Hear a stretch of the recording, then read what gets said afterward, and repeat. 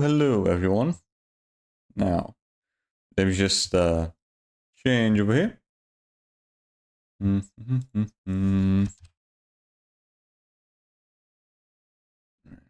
This. I stopped at this one. Let's put this one on.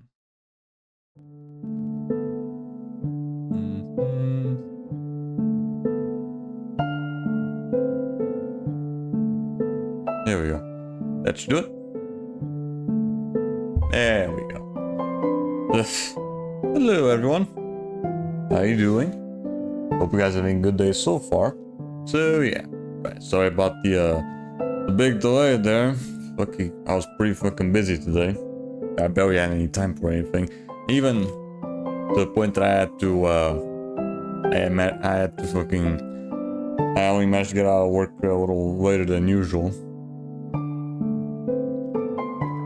Even then I still had to do some bullshit. Still had to do some fucking shit before stream. Like for some reason my fucking PNG model just decided not to fucking work for a little bit. But yeah. At least I was able to still fucking stream today. We're not gonna be doing the typical 4 hours though, definitely not. And I'm probably also not gonna be taking a break in between. Don't really see the point to it. Oh well, but today we're just gonna be chilling out though. So yeah, last stream, which was yesterday, was a good progress with Birth by Sleep. Yeah, I'd say so. At least we finished off with all the Mirage Arena stuff, at least for now anyway. It actually wasn't too bad. It was either just me being already very much used to how the game works with the Mirage Arena, or just Aqua being way better to use them with her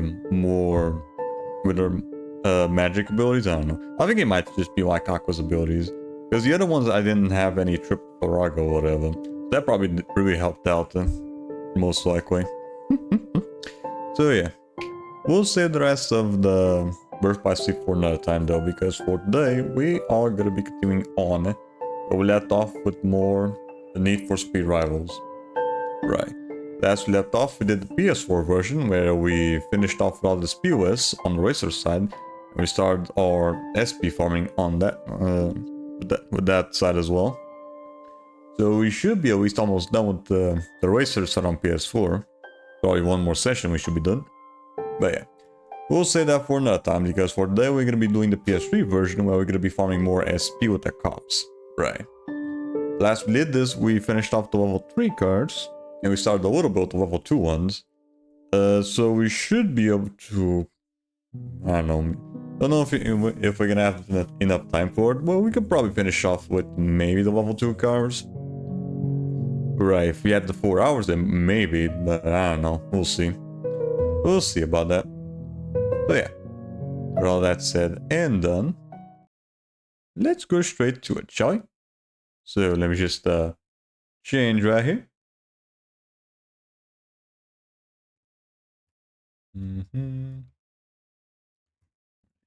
Activate that.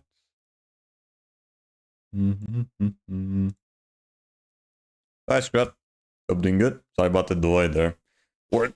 I only managed to get out of work pretty late.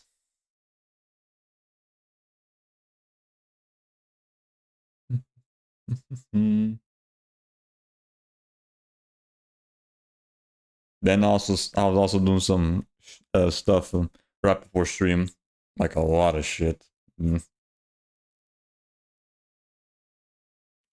Alright, but it's fine. Today we're just gonna be chilling out with more farming.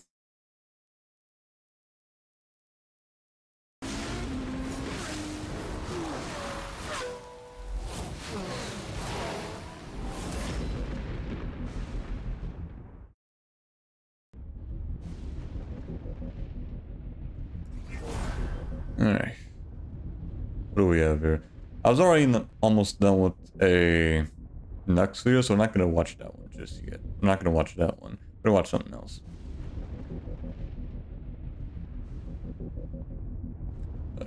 Or we could just watch it then. Alright, fine. Right, the last one I get. You're gonna post that, right? Fine. The last fucking SML one? Sure, why not?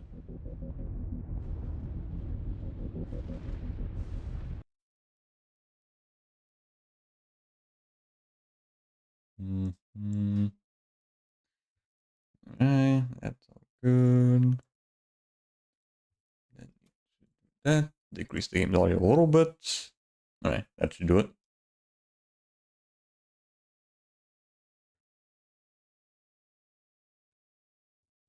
Alright, what do we have here? Pee pee poo poo Johnny. Don't say that, Jeffy. Pee pee poo poo Johnny. Stop saying that. Pee pee poo poo Johnny. Jeffy, stop it! Pee pee poo poo Johnny. Knock it off! Hey Beep guys, beep boo boo join me? well, What? last week my grandfather died. Aww. Oh man. Sorry. Don't be. I'm already over it. See, he left me a buttload of cash, and guess what I spent it on? What? I opened up a brand new Freddy Fazbear's Pizzeria. Why would Yeah, you do great. that? The last place tried to kill us multiple times! Yeah. Well, don't worry. This place is going to be way better because I opened Sure it is. a sister location. Dun dun dun. You're gonna have women in it? Oh no. Updated all the animatronics so they're not as scary, and I installed shock collars so whenever they try to kill you, they get a shock. They're still gonna try to kill us? Maybe, but that's what the shock collars are for. The- Yeah, one of them. Yeah, I guess. daughter, but that's her fault because she didn't shock him fast enough. No one wants to go to a place where the animatronics can kill you. I'm not going. Well, that's okay because you're not invited. I was inviting Marvin and Jeffy, my two best friends. We're not going either, especially if they can still We're kill not gonna. us. Oh, come on. Oh, come on, he invited the best friend right now, Open it Venom. up to the public. What would we get out of it? I'll pay you. Oh, money is nice, but can you Yeah. promise that they won't hurt us? Yeah, we'll see. Promise they won't hurt us. Alright, fine. Let's go.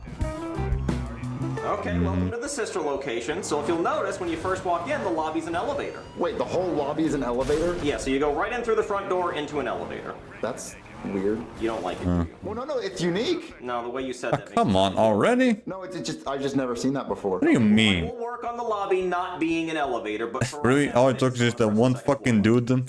Come on.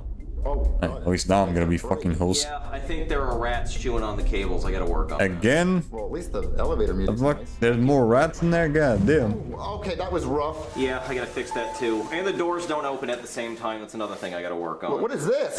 Oh, We yeah, sorry died there. about that. The hallways aren't finished The yet. fucking What's the hallway? Portuguese How are we there. gonna get to the next room? Well, we gotta crawl in through the vents. What? Crawling Or Spanish, because I think they also use the same word. It's not even done yet. Because I don't like being here alone. It's scary. Well, I don't want to be here either if it's scary. Look, you're already here. Just crawl through the vents with me. It's a very nice vent. I spent so much Nice money on fit. Yeah, great. Fine, I'll crawl through the vents. it. See, I told you the vents were nice. I mean, they are very Yeah, how the big. Yeah, I fucking... made them just big. How the hell did he come up with all the locations for the videos though? Now that I'm thinking about it, that seems like a really bad idea. I should have made this big enough for me. I hope that doesn't come back to bite me in the ass. Yeah, we'll see. Yeah, so if you just follow Jeffy through to the end of the vent, we'll be in another room. Okay. Okay, so this is the first room, which is Is that my the one I'm... office. I don't No, know that's why I the decided to wrong... make it That's a the different scariest one. spot. Yeah, it's really. So dark. I'm The just actual gonna lights fucking make it restart more the mission. Oh, that's a good idea. But I like to spend a lot of time in here because I can keep track of stuff while I build. But before we go any further, I'm gonna need you guys to sign a waiver in case you get eaten. A waiver? Yeah, it's really just more of a formality, so just go ahead and sign right there. I'm not signing anything because I don't want to get eaten. No, come on, sign it. Just type my name? Yeah. It's all glitchy. It's a little buggy. Oh, just a little. That's okay. It just counted as 2. Just keep going, Marvin. Okay, I don't know what I'm pressing. Sign your name. I don't know what I just did. Okay, fuck Yeah, this. Look, I yeah, saw fine. you try, and that's all that matters. Now even has the All I need is fucking an I do. clown mask in there. You are now responsible for Great. your own safety. So you guys want to see Funtime Foxy? What fun? No, not really. Let me turn the light on. Light. Here. See, there he is. Funtime Foxy. Why is he called Fun Time Foxy? Because we have a fun time. Say hi, Foxy. What type of fun time are you talking there, buddy? Now you guys want to see Ballora? Who's Ballora? She's the hottest robot in town. She has huge cans. What? Let me show you. Can't... What? Because she's a robot? See anything? Yeah, she's not there right now. Hold Yeah, on, let me great. just electrocute her till she gets back in place. What? Oh, there she Yeah, there is. she is. Isn't she hot, Marvin? Yeah, damn, look at the cans on that thing. The robot girl? Yeah, oh, the things I've done to her. Oh, you would... Ayo. All right, let's get back in the vent so I can show you another room. Back in the vents? Yeah, it's all vents. Come on. Okay. What are you trying to do? Trying to make me sorry for the fucking clankers? Hmm? Because the hallways aren't done yet. You don't want to spoil the surprise for how cool the hallways are going to be. How cool can hallways be? Oh, they're going to be so cool. You're going to look at the hallways and say, are these rooms? And I'll be like, no, they just get you to rooms. I don't understand why you're doing so much work on the hallways. Look, the hallways are really going to be the main attraction. Ooh. Crawling. Okay, guys, so this was supposed to be Baby's room. Who's baby? Well, you see, my daughter designed her own animatronic named Baby, but then it came to life and it ate her. And I was like, well, I told Wait, her what? not to play with that. But now she's trapped inside an animatronic. Yeah, great. Not the fuck. Your daughter's just fucking dead The now. lights off right now. Hold on, let me turn the lights back on. Okay, well, she's not in there. I guess I'm gonna have to electrocute her until she comes back. You're gonna electrocute your own daughter? Yeah, why not? Yeah, why not? All right, Penelope, better get your ass back Come in on. there. All right, let me turn the lights Come on, daughter, get out of here. There we go. She's in See? there, but the lights are shitty. Penelope, get your dead robot ass in here. What, Dad? I just wanted to introduce your freakish self to Yeah, my she looks friends. fucking Friends, creepy, meet though. my life as a teenage robot. I think she looks even more See, creepy it's now weird. compared She's, to the like, fucking dead, game. but not, I don't really understand how it works. But hey, she can dispense ice cream. I mean, she told me she can. I've never actually seen her do it. Give me ice cream! No, Dad. Don't make me electrocute you, young lady. Eek. Don't report me to child services. Dad, there's these little Right. things called bitty bats or some shit, and they're gonna like hurt you. Penelope, what the fuck are you talking about? I don't know. Okay, well, I'll be on the lookout for Betty Boop or whatever it is. Betty Now get out of here. Boop. Go do your homework. Dad, I'm dead. I don't have homework. Okay, well, just go. Dad, I'm dead. I don't have You worked on, you wanted to show us this? Yeah, That's a really good line, though. Scooping room. What are you doing there? It's where I What? I don't know, stuff. It's fun. I scoop things. Look, come on, come watch me scoop. Get in the vents. What? Caterpillar time again. This is so inconvenient crawling through vents as an adult. I know, but look, the hallways are gonna be totally worth it, I promise. You keep saying the hallways are gonna be worth it. There's no way they're gonna be worth it. Okay, so Yeah, this is great. the Spring, scooping room. the fucking springtime there. This is where I scoop. Spring trap. First, let me show you. See, right here, this is my scoop.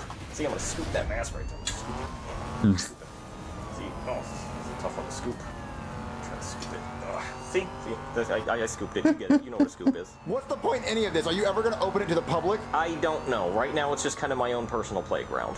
Oh, what happened? Yeah, great. So that's where you wasted your money on? Power went out. The fucking goon Thank you for cave? telling me, Penelope. Can you go fix it? No, Dad, that's your job. Oh yeah? But what if I shock you? Oh, that's right. It doesn't Yep, work. don't work anymore. Power's out. I really Yeah, hope great. I don't run into any of the animatronics I've been abusing. That would suck. Okay, guys, let's get back in the vents. We got to go to the circuit breaker room. It's so dark in the vents without any lights. Yeah, I don't have any flashlights. All I have is the light from my phone's camera, and it only works when I take a picture. Why? Wait, what? Broken or something. Well, take a picture. A so you can see shitty ass where we're fucking going. phone? Come on. Yeah, Did you see that? there he is. No, I was looking at my camera. What happened? Take another picture. Actually, that part of the, oh shit, actually got me. Take another one. Okay, now it's gone. Good. This part of the game where you have to go into like the generator room while one time phrase in the fucking room, it's actually not too bad if you know what you're doing. Especially if you're like very patient. You just go like a few seconds at a time. Fix the circuit breaker. Oh yeah, I forgot. This was just a picture of a circuit breaker. You just put up a picture of the circuit breaker? You just put a Yeah, picture. I haven't put the real circuit breaker in yet, so I just have a picture there to remind me of where it's supposed to go. That's the stupidest thing I've ever heard. I know. Wait, that thing behind you, its face is open. Oh! Oh, hi Yeah, there. it is. That's Fun Time Freddy. Hold on, I'll go fix it. Freddy, what are you doing? Your face isn't supposed to be open like that unless someone's working on you. We just pull that back up for you. Good. Yeah, there we go. Oh, good now. Okay, well, you're not supposed to be doing that. No, you are not. Actually, I should probably stop touching Freddy's nose. Foxy said he'll kill me if I touch Freddy's nose 20 times. Why? Uh-oh. I don't know. Me and Foxy are cool in every other way, but that's the one boundary he has. He does not like it when I touch Freddy's nose 20 times. Uh-oh. Uh-oh. Oh, Yeah, shit. fuck. Yeah, you already fucked it. Guys, we need to hide right now. Foxy's coming. Why'd you have to fucking do that? God dang it. Okay, everybody hide back here and keep your heads down so Foxy doesn't see us. But you said to keep your head down. I'm curious, Marvin. You know this about. Oh no, Foxy's here. He looks so pissed. Wait, what's going on? Like act like his friend Foxy or just someone else? Fun time Foxy.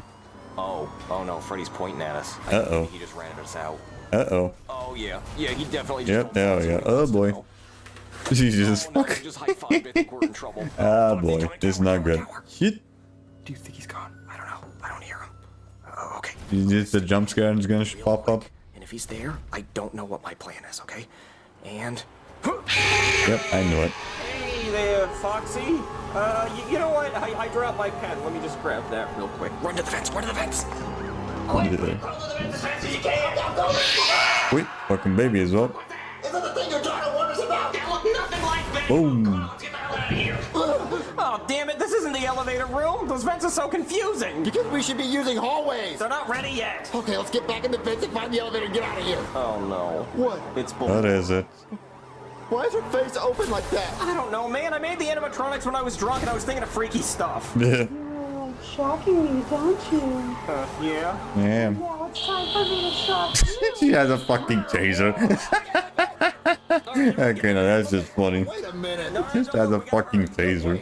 Did you really build vents in the hallways? Okay, fine. I admit it. There were never gonna be hallways, okay? I built the vents in the hallways because I thought the vents were cool. I thought we could crawl around like Chuck E. Cheese. But then you shit on it and it made me embarrassed, so I didn't want to tell you the truth. This is the stupidest place I've ever seen. I know. You're telling me that we could have had hallways, but you built vents and we have to crawl around everywhere we go? I'm sorry, okay? Let's just get in the vents. Ugh. Keep crawling, keep crawling. Hey, Dad! What, Penelope, The what are fuck? you doing in here? I'm in the vents. I'm trying to help you. Follow me! Well, Yeah, great, sure. Totally helping you. Here, here. Wait, Penelope. Yeah, you just this is went straight to the sleeping room, scooper. not the leaving room. Oopsie. Wait, why are all the animatronics in pieces? I don't know. What is that? Y'all better run. Oh boy. What is that? What is that thing? Oh no! What, Penelope, what is that? I don't know. I understand. I think all the animatronics disassembled themselves and then turned themselves into one giant one. Why would they do that? I mean, they had a better chance of catching us if there was more of them. Wait, Penelope, you betrayed us! Why? Shocking, isn't it? Ah, shocking. I see. I see what you did there. Makes sense that you would do this. One way or another, I'm gonna find you. I'm gonna get you. That fucking song, dude. Come on. Hey, Tube Man, what's that? Run, Marvin, run! Come on! What? Run! What is Hey, Tim, man. I'm over there. What you move? I can help you Boom. find it. Marvin, I think they're pretty distracted. I think we can leave at a pretty leisurely pace. Come on. Okay. Okay, we're finally back in the elevator. Let me just push the down button. Man, I really gotta work on those doors. Okay, there we go. At least they closed What do you properly. think? That was the worst place I've ever been to. Okay. What would you change about it? Well, how about everything? Out of the hallways and have Just control torch the whole fucking thing. Noted. You know what? Just tear the whole place down. Yep, there we go. Yeah, I just don't like it. It's awful. Okay, well, when we get back to your house, I'll tell you all the things I don't like about it. It's stinky, and you have bad hallways. Ugh. Marvin, you're back. How was your night? It was so awful. What happened? His place is the worst place I've ever visited. Yeah, they don't like the place I built. He has no hallways. Everything is air vents. To get to one room, you have to crawl through an air vent. My knees hurt. Okay, fine. I'll tear the whole thing down. How about that? Would that make you happy? Maybe I'll Damn build it. a Miss. shopping mall. Got him that time. No, I think we're done here. I think 5 is enough. Yeah, I think These that's are getting enough. Way too expensive, and the games just keep getting dumber. And honestly, I just don't care anymore. Ugh. I'm done. Actually I'm based though, tired. not gonna lie. It takes so long to do every time. I mean, it's just we're good. I think this is probably just This is enough. the actual guy just saying Maybe do this another game shit. series, right? Like maybe like Halo. Halo's sick. Right? Ooh, Halo, Cool, nice. Or something like that, you know? Angry That'd be Birds? kind of cool. You want Angry Birds videos? You don't Ooh. like that, Marvin? He said no. Hey guys, it's Logan. We officially launched an SML gaming. Okay. Yeah, I could totally see him just being fucking done with this shit. He'd already done like 5 of those fuckers. It would been pretty cool if they made a scene where N-word goes into someone's body and that person spits them out in the sewers. I guess that's more based on the books, right? What he's doing is more based on the actual games.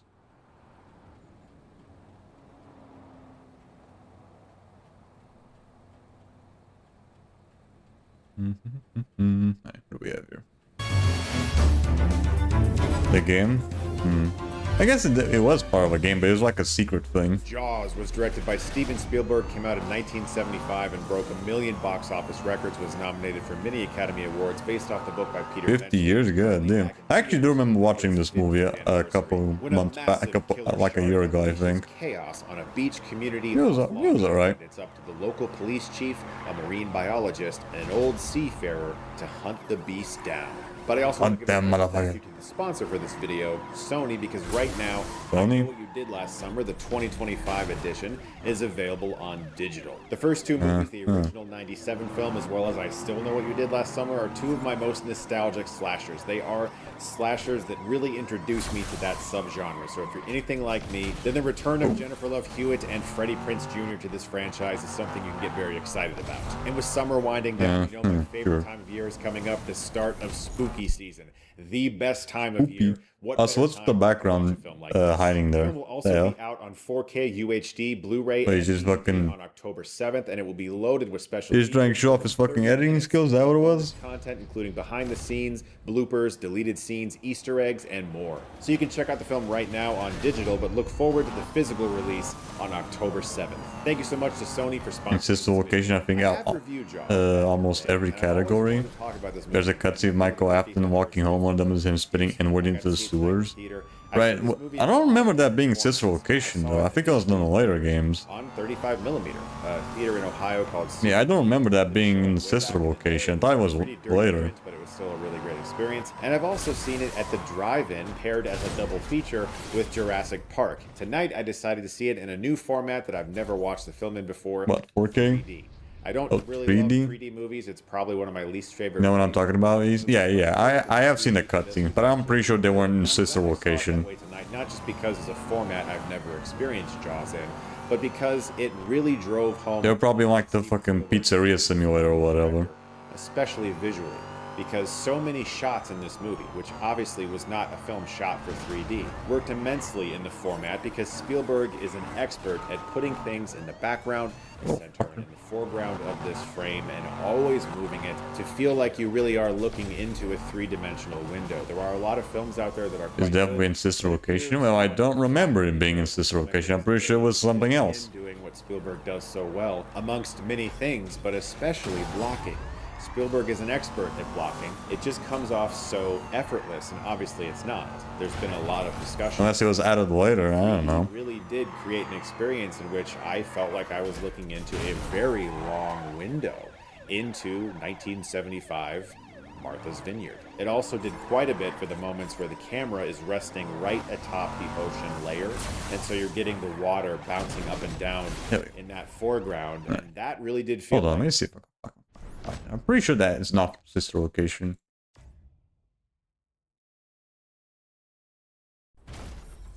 And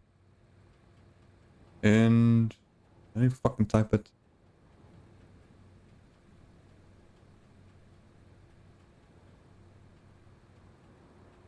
In Earth.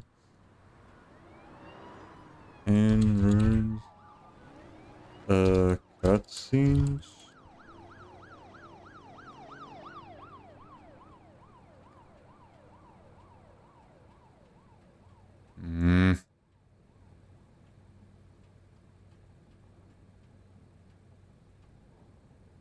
Pixel cutscenes.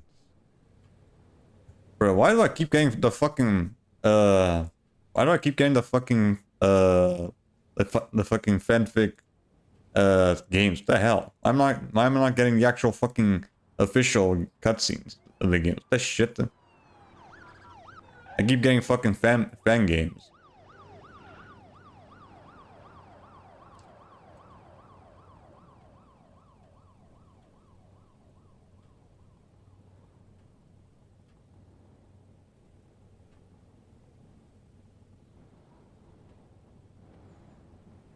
Okay, now switch location custom night cutscenes.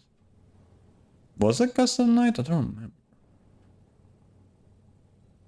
Introduce sister location custom night.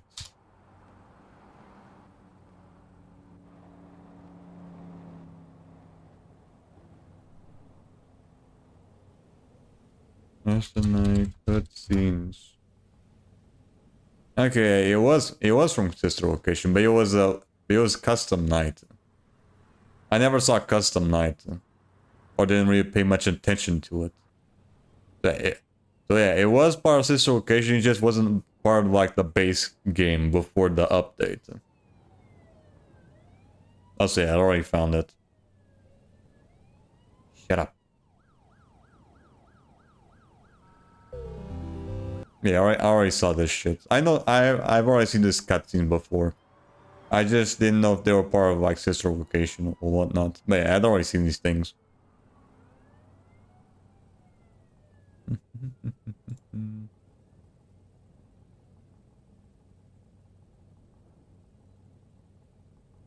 Alright. Never mind. Where were we? Floating in the water. Jaws is one of those movies that has always meant something to me at different parts of my life. Why the fuck every time I search FNAF, it just gives me the fucking fan main games. That shit. Hard and fast roll when it came to PG-13s or Rs, and I've talked about this before, but since Jaws was miraculously rated PG, despite being very gory and even not even the ones made by Markiplier. What the hell? Like I was allowed to see it. So weird. Because my parents trusted the Motion Picture Association of America, as it was called, so much that if anything was PG, as long as it didn't have ghosts or whatever, it was fine. And a lot of us know nowadays that that's because back in the day there was no PG-13 rating, and so it was just PG or R. And you got a lot of movies that were not quite R, and so they also weren't very PG. Which 100% probably wouldn't even be PG-13 today due to the gore. This would probably be rated R. I have a very clear memory in my head of sitting down watching a pan and scan VHS that we got from the library with my whole family in our living room, and thinking I was getting away with something. I was allowed to stay up a little bit later that night, and it felt very special. I was probably like 7 or 8 years old the first time I saw this. And over the years, my relationship Yeah, with catch Jaws up to him. keeps evolving. Probably not. Eventually, I began to see so much value in it from a filmmaking perspective, and it started to inspire me quite a bit. Of course, John Williams' score has been a constant in my life. Yeah, I know it. So much so. Oh, it took just me crashing once. Fuck's sakes. Just are in They're the nice, water or even hard as hell. in the I've pool, seen a somebody bit. in your friends and you're I have playing not and you just played start any of the humming FNAF games, those but I have notes seen because the score is just I have so seen people iconic. playing them. It's And yeah, inescapable. I have heard Eventually, it became the shit type of from thing where the I end of the realized, night as I at the end of the already said, game. that I was seeking out different ways of seeing the movie in a theater because it gets Too bad it gives you the non-canon ending. So what the Dad, fuck is this kids, guy? My children Come on. have a Jaws little golden book, and I read that to them all the time. And they are very aware of the Jaws music, and they ask me to play it in the car quite often. I have played the Jaws soundtrack for them many, many times. And it got to the point where they wanted to see the movie. My kids are only 4 years old. I don't think that's old enough to watch Jaws. Yeah, definitely not yet. Really traumatized them in a few different scenes. But there are scenes in Jaws that I felt could be okay for my kids to watch. Because there's moments where I don't know. You probably have to be very fun. picky It's a what bit of a you can scene. actually show Eventually, from the you're chasing movie. a shark, trying to get the barrels attached to the shark, or the whole sequence with you're gonna need a bigger boat. You definitely have to fucking skip the whole part where one of the characters gets fucking eaten alive. Trying to make sure they can get a barrel into the shark. My kids have seen that like 6 or 7 times, and I think they just think that's what Jaws is, like this 5-minute short film. But they love that scene, and they often ask to watch it. Every single time they get a big reaction when the shark pops out of the water. It's one of the scarier things they've seen at this age, and they love it. They're obsessed with sharks. They want to read any children's book that relates to sharks. They have me read, as recently as today, I read them a book about sharks. And so this film and my relationship with I don't know. I guess it really depends on how old the kid should be to watch like gory shit. Like I was already pretty young when I saw some fucked up shit on YouTube. Mostly just Happy Tree Friends. Theatrical experience and watch it at home as well many times. And now I'm sharing it with If any of you motherfuckers are old enough to know what that is. And it's really amazing. And I imagine as I get older and hopefully can see the 75th anniversary of this in theaters, maybe with my kids. And it's just a really great experience to have a film that you love so much that has meant so many different things to you over the course of your life. And as I get older, I realize that it applies to so many different films that I've always loved, especially since I've become a dad. I made a video, I don't know, like a year ago or something, where I talked about movies that have changed me since becoming a parent and realizing that the viewpoint now has changed. It changes. Because now you have to make sure that your kids don't get fucking traumatized. Really great pieces of art, like Jaws, transform as you develop and the way you interact with it changes. And it changes for you. Something that I especially noticed on this viewing, and I've always known that Jaws is a very funny movie, but it really is expertly timed humor. There's also some jokes that are very underrated, like after Roy Scheider is slapped in the face by Alex Kittner's mom. He goes home and he's buzzed, he's on his way to being fully drunk. Richard Dreyfuss comes in, sits down and says, "How was your day?"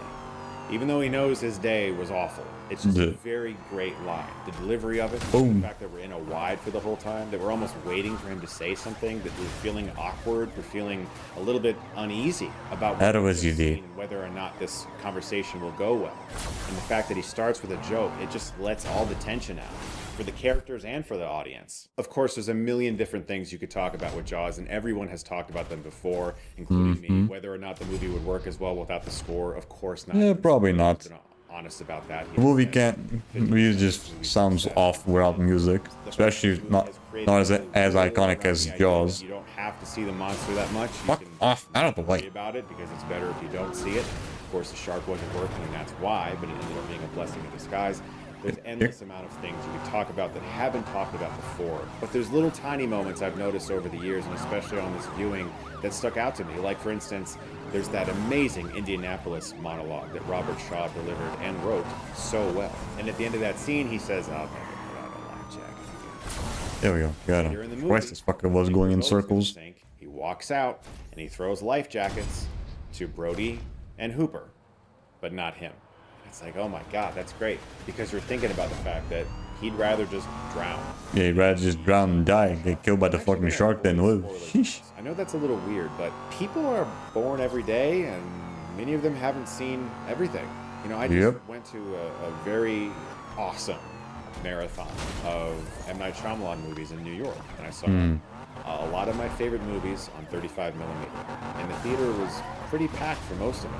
Most of the There were kids. gasps during some of the twists and moments that I just figured everybody on Earth knows about. And there's a weird thing that happens when you like get above fucker got in the way. 35. I think you realize, okay, well, I'm not like the target demographic of everything now. And then you kind of have this moment where it's like, oh yeah, like there are new young people who haven't seen What you've seen like years ago. If you've never seen Jaws, you really should. There is Almost so like much value in watching this movie, almost like especially being in like 2025 and being someone that has never seen anything FNAF the related. newest documentary that dropped on Disney Plus. Yo, Dev does if now I forgot my login by the way. In my bio. Oh, man, no one about it. Also, hi there, Starboy. Hope you're doing good. We're just chilling here with rivals media and watching videos. featurette ever for, I don't know, like 3 or 4 decades. And he was able to get some new insight out of Spielberg in that the genuine panic attacks and the anxiety that he went through after wrapping Jaws. That's not something I knew about. That it stayed Right, because you had to like deal with pre-production or whatever. that went so overtime, so over budget, thinking that's it, I'm done. I had a couple good things, Duel and Sugarland Express, but this thing is just going to be the end of me. It's why Nope. I understand for so many years he would say that he couldn't watch the movie. And I was so gratified to see recently that he mentioned that he watched the movie for the first time in quite some time and actually liked it and was able to detach from that and separate himself from the horrific shoot, because it is a work of art and a classic for a reason. It is that genre movie that I guess it kind of is the same thing as in like say an artist that's been so long in the fucking drawing that it's just kind of getting numb from it. That's kind of like what it is. Go see it in theaters right now. Any chance you get to see this movie on the big screen, you should take it. Guys, thank you so much as always for watching. Look forward to Or seeing like you guys soon. And if your typical Route 34 artists just not giving a shit about constantly staring at fucking vaginas or penises all day. Because they just get accustomed to just constantly be drawing them or whatever, I don't know.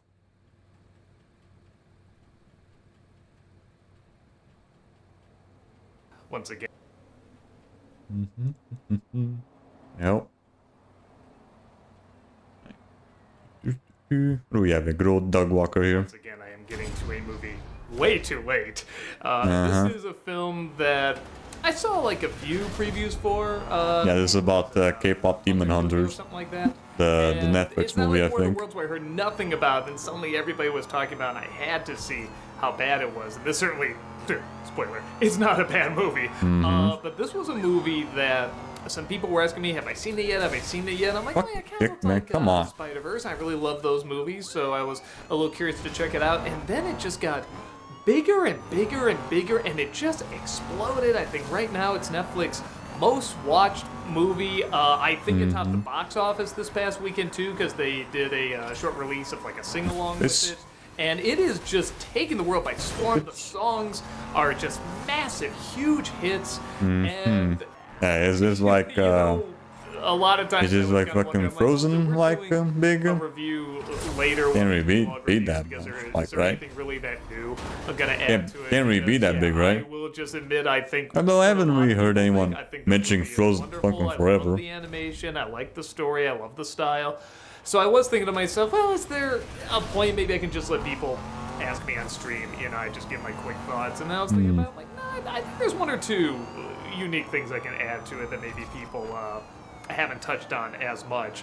And basically just the sum up of the I mean, you all probably know the story now, but I mean, it's exactly what it sounds like. It's K-pop Demon Hunters. It is this K-pop These are band K-pop stars that, going after fucking demons or whatever. fights demons, and they do it through song, and it is everything you would want this. Very much like As soon as a you see the typical, trailer and you say, like "What is Winx the Club best slash version Sailor of Moon this type movie that you could be just looking at the type trailer?" fucking You pretty much movie get or it. whatever. This is a film that not only embraces its art style and its musical, not just musical background, but it also has songs that are Hey, not just sung not by gonna go for the the fucking band, thing. but it actually is a musical. The music is used to further the story. And it's also not done in a way where songs are just played in the background, like, oh, I'm just gonna play a song here and maybe the song will tie into what's going on. No, like, they will sing about their emotions. It is a traditional musical, while there are moments of them going on stage and performing, rehearsing, and all that. So that's very nice to see. I like musicals that incorporate They that. actually take And advantage of being a definitely musical, reminds me a little bit of not just there, Big be, Hit just this year that not kinda just be took, there a for lot of like cinemas by a storm. fucking soundtrack. Just yeah, Very just for the much sake of having a utilized soundtrack. the music big time. Some debate whether or not it's a musical. I don't know if I call it a musical necessarily, but music definitely plays a huge part in its identity. come on. For me, a Does that? musical is when somebody is going through an emotion and words aren't enough, they have to sing it. And they do it in a way where the rest of the world, the Got 'em. environment, isn't thrown off by it, isn't... If you were to sing in real life, people would be like, well, that's weird. That's an odd thing for a person to do, just sing their emotions, you know, and it's not a... Yeah, prepared just song your and typical everything. like It's just something Disney to sing off the musical top or of their heads whatever. like we're talking right now. That's a musical to me, and that is what this film does. So I love that, because it so easily could have been a movie just about these pop bands, and they just sing these songs, and they're still great songs, but you could just stop there. But instead, they went the extra mile, and that's what I feel like this movie is doing. It really goes the extra mile, and they fight demons. They, like I said, through song in a way that at first I was a little confused by, but again, there is kind of a visual language to this movie, and I'm like, all right, I think I bought it okay, where the more they sing, the more they get the world kind of singing the same song. It's a very And that peaceful song. throws with out the harmonizing demons, I and guess? everything. It keeps the underworld. Yeah, I know, the that demons sounds and very everything much down. like fucking Creates Sailor this Moon or barrier whatever. that keeps them in the underworld. And so when it started off, I thought this was basically going to be a smarter version of Totally Spies. So if you're watching this movie, Then you see also them less doing their fighting and singing less- pop songs less while they're fucking fan defeating these service- demons and everything. less You're fan like, servicey is shit this than all it's gonna be? or No, and what's even the if word? it was, it would be very good because it's very well done. It's less very fetishes. stylized. But I did think at first, oh, is there not going to be much substance to this? But it really does embrace, as I'm finding out from a lot of people saying online, that not only does it really embrace the Korean culture, but embraces big time Korean media. And I'm definitely not an expert on this, but you know, I've seen bits and pieces here and there, and you can definitely tell they grasp up a lot of like Korean soap operas, obviously Korean music, social cues from Korea. There's a lot of people saying that some of the dilemmas, particularly the main character is going through in this, really taps into what a lot of Korean people go through and how they feel, just day-to-day life, feeling like they Really? can't always Like talk fighting about demons? certain things, or they have I didn't know Koreans did that shit. So it's really tapping into a lot of that, and the director and writer said that they really wanted to. Yeah, the director dive a lot very, very with the art style does seem like while it's still the being same one from like entertaining. I think that's a big what was it component called? to The fucking this, Pixar is movie? that all the songs, So with the and red story and panda? everything, it is hugely entertaining. I don't remember the and name of it looks right great. now. This is definitely a movie that embraces Turning that, Red, there we go. Spider-Man style. Reminds me a lot of like Turning you know, Red. it is sort of, I wouldn't be surprised if it's like the same director or whatever. I can talk. Cutting frames. God, sorry. Brain fog moment. So it's not even cutting frames. I'm getting the terminology wrong. My apologies. But certainly where you don't see as much blurring when somebody goes like this in live action and in animation, you're gonna see a blur there, but they don't do that. You see individual cuts there. You know, there's no smearing, as they say in animation, where they have like a blur there. Frame You skipping? see this in Spider-Verse, you saw in the second Puss in Boots movie. It's becoming Or more just and more having a popular lower style. frame rate? I really dig it. I enjoy it quite a bit. I know there's Yeah, I've seen a lot of people couple get into it, movies but I that did that shit really besides dig it quite a bit. Spider-Verse. And as the story New goes on, like Puss in Boots: The Last What's Wish. the That movie was a really good one. But as the film goes on, you find out the main character has a secret. I guess I won't say what it is, but you know, she's hiding it from people. She's hiding it from her other band members there, and the solution from the demons. This is when I knew I was gonna like this movie, and I said, all right, this is gonna be smart.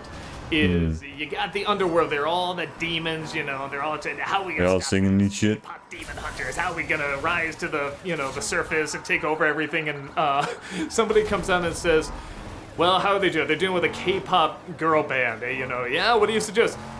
Why don't we create a K-pop boy band? And there's just this silence in the underworld. Do it. And that's the plan. They're gonna take them out with the K-pop boy band. So you can tell this has a very, very good sense of humor. And of course, obviously, the musical is wonderful. The music is wonderful in it. But, that sounds like fucking funny as shit. through the style, again, much like the Spider-Verse movies, they do work in this drama. That is something that, as a lot of people said, you know, Korean people can certainly identify with. But I feel like it's just a very human thing in general. I think everybody can identify with this drama of having to hide something. You feel like you can't entirely be yourself for fear of like shame or rejection. I mean, I can see that. A lot of people tend to go through that shit, especially when they're like teens. The boy band, of course, falls in love with, you know, this member in the girl band, and that is very classic. That's a very standard trope. Romeo and Juliet type of thing. Its tropes very much, and it doesn't act like it's the first film to do these tropes. That's what I like. I don't mind a film that does a lot of cliches, a lot of tropes we've seen over and over, but they have to be aware they're not the first ones to do it, and that's not enough. You have to add more. Add more shit to it. Just make it fucking bizarre as shit. Interesting. That's what this film does. It keeps adding new elements on top of it to a point where when it's going a direction that I know it's going to go, there's some beats you know it's going to hit, I'm actually looking forward to when they're going to hit those beats, when they're going to actually get to that point, because I want to see the way they do it.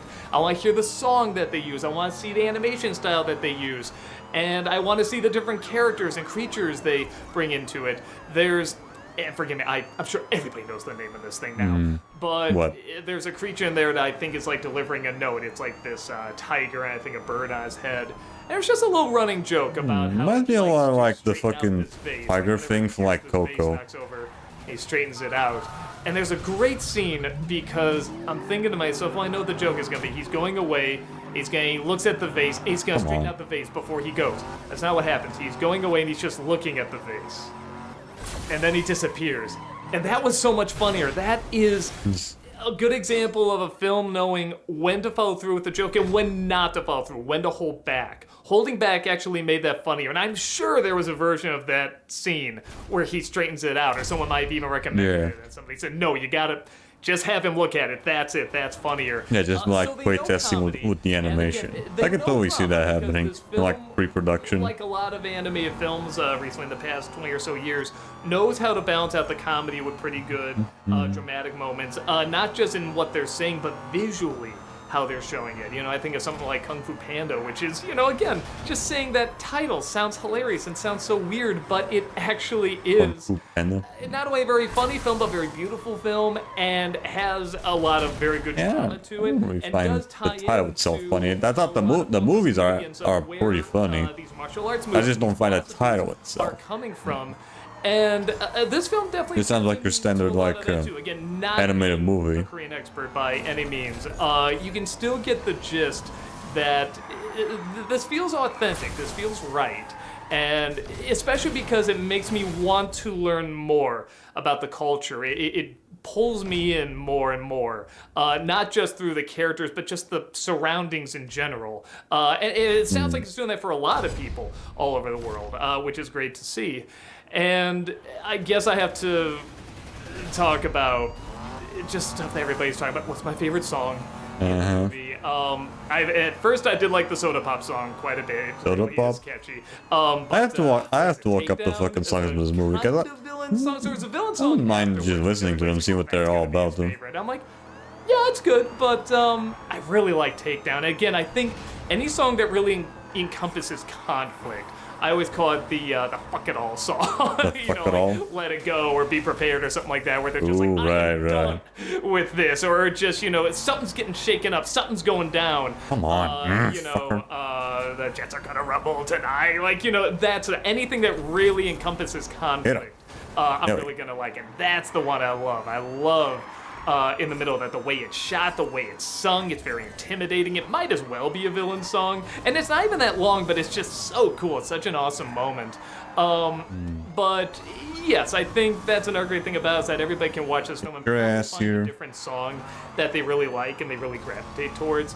I also really like the groups, particularly the main group, has distinct personalities, Yeah, and one more they're they'll not something where they're starts always buying some super shit. deep or super complex. Like, you feel like you understand them just enough that you like them, and you like them as a group. They work well off each other, and you can have moments where the one that looks more cynical can be a little silly, or the one's a little bit more silly can be a little bit more cynical, and it doesn't. Right, it's just not like your standard one-dimensional characters they And tend to what see a lot. I saw in this film that I wanted to see more in another film, and I ultimately did end up liking this film, but some people were asking, like, well, what was I looking for with it? Years ago, I'm sure you all remember this, Turning Red came out. Yep, there we go. There it And goes, for Turning me, Red. I adore the last third of that movie. And the rest of it I found kind of annoying, and it kind of got on my nerves, and one of the things I didn't like is that the friends, the support group, Were very had one-dimensional. to one note. They Yep. kind of all had the same expression the whole time, and everybody kind of moved the same, and that didn't feel right to me. Like, the mother moved exactly the same as the angry friend moved exactly the same as the main character, you know, like, Come on, almost all of them moved activate the alike. fucking ESM. And Come on. I have some issues with it, but again, I love that last third. And I think that film's going to do very well. I think years from now that's going to be seen as, like, you know, this past generation's like a Goofy movie, you know what I mean? Where it's like, I it did guess. okay when it came out, if it even did that, but then, like, it's going to grow a following. I know that's going to happen. But when people are asking, what was I looking for with that? It's like, I wanted that last third of that movie stretched out to the whole thing, and that is what I feel like this is. This is really taking the style And really it is just using taking it advantage of it properly. really heighten everything. Heighten. Keep in mind, though, I have not seen Turning Red nor this heighten the one. animation style. I don't It tend to watch really any helps fucking tell the movies, actually. I'm story. too busy doing other shit. And I know there's people that, again, can look at Turning Red and absolutely love it. You know, fair enough. You know, the first 2/3 there. But for me, the style was more keeping me at a distance. It was kind of keeping me out of getting into the emotions of what was going on. It's a very particular style, too, that I think some people get into. And Like very anime-like. I think it's Like very like how exaggerated this one is doing it, type where it anime. incorporates the emotion a lot more, I felt like, and there was more variety to the attitudes and the reactions that people were having. So, and like I said, with that last third Turning Red, even the action sequence, like, as soon as they tried to get the Red Panda out of her, at that point on, I think the film's pretty perfect. I mean, just an absolute perfect film. Some of Pixar's best. But I was going, man, I wish I had a whole movie like that. And this feels closer to that, even though there's many things about it that are different, that are very, very different. You know, this isn't really a coming-of-age story. Yes, the characters are young, but I wouldn't really call it that. And there are a lot of young person tropes. Again, the romance. I'll see if I remember which one we stopped not at. Supposed to be in love, the forbidden love. I mean, these are all such classic tropes. But again, the charm of the characters and the writing and the way it's told really adds this unique spin on it. That, like I said, I feel it just pulls more and more people in. I don't like there's a way to fucking figure out which one I haven't an awareness upgraded of, yet. you know, much Korean The only way to check is just media. go Like, to I the don't have fucking a pursuit ton, text. you know, like I said, I have a little bit, but it does make me want to find out more and more. I think we're seeing that happen everywhere. I think it was probably the portion that we stopped at. I don't know. I can think of that I could There we see go. as kind of a minus with it is that in the last third of the movie, I got the idea that the film was starting to wrap up, and then it doesn't. But it was okay because what it was doing was still interesting and kept my attention. But then when it actually did get to the point where it was wrapping up, okay, here's the big climax, it was a little quick. So it had a few pacing issues in the last third where I thought it was going to end. I thought they could have tightened it up a little bit. And then where it is actually ending, I feel they could have expanded that a little bit. This definitely feels like a movie where they've earned their right to, you know, go big or go home. And then they don't. Go really, really big, but they don't go big everywhere. They know when to pull back. They know when to keep it subtle. And I think that's a spot where they could have flipped it around a little bit. And that I did recall saying to myself, man, I'm into this, but I feel like I would be even more into this if they... Ooh, there we go. That's a level 1 car. So that is pretty minor because, again, I can't really say I was... Are we done with the level 2 car? Are we done with the level 2 cars now? Something did feel a little off in that last third, but it is a nitpick because whenever it's feeling off, it would get back on track pretty quick. And it's hard to look at the story and say, well, yeah, this doesn't add up, this doesn't connect. You know, this isn't where it should Alright, go. might It actually feels be like able it to should finish this go up today. this Maybe. Let's see. direction. I just feel like there was something else they could have, like I said, tweaked a little bit there. In some areas they should have pulled back a little bit. In some areas they should have expanded. But for the most part, I had a really good time with this. Everything works the way it's supposed to work. All the laughs get a laugh. All the If dramatic that's moments are like legit all- no, dramatic. wait. All the songs This are all too, very Carl. catchy. I mean, that's the world again is showing us.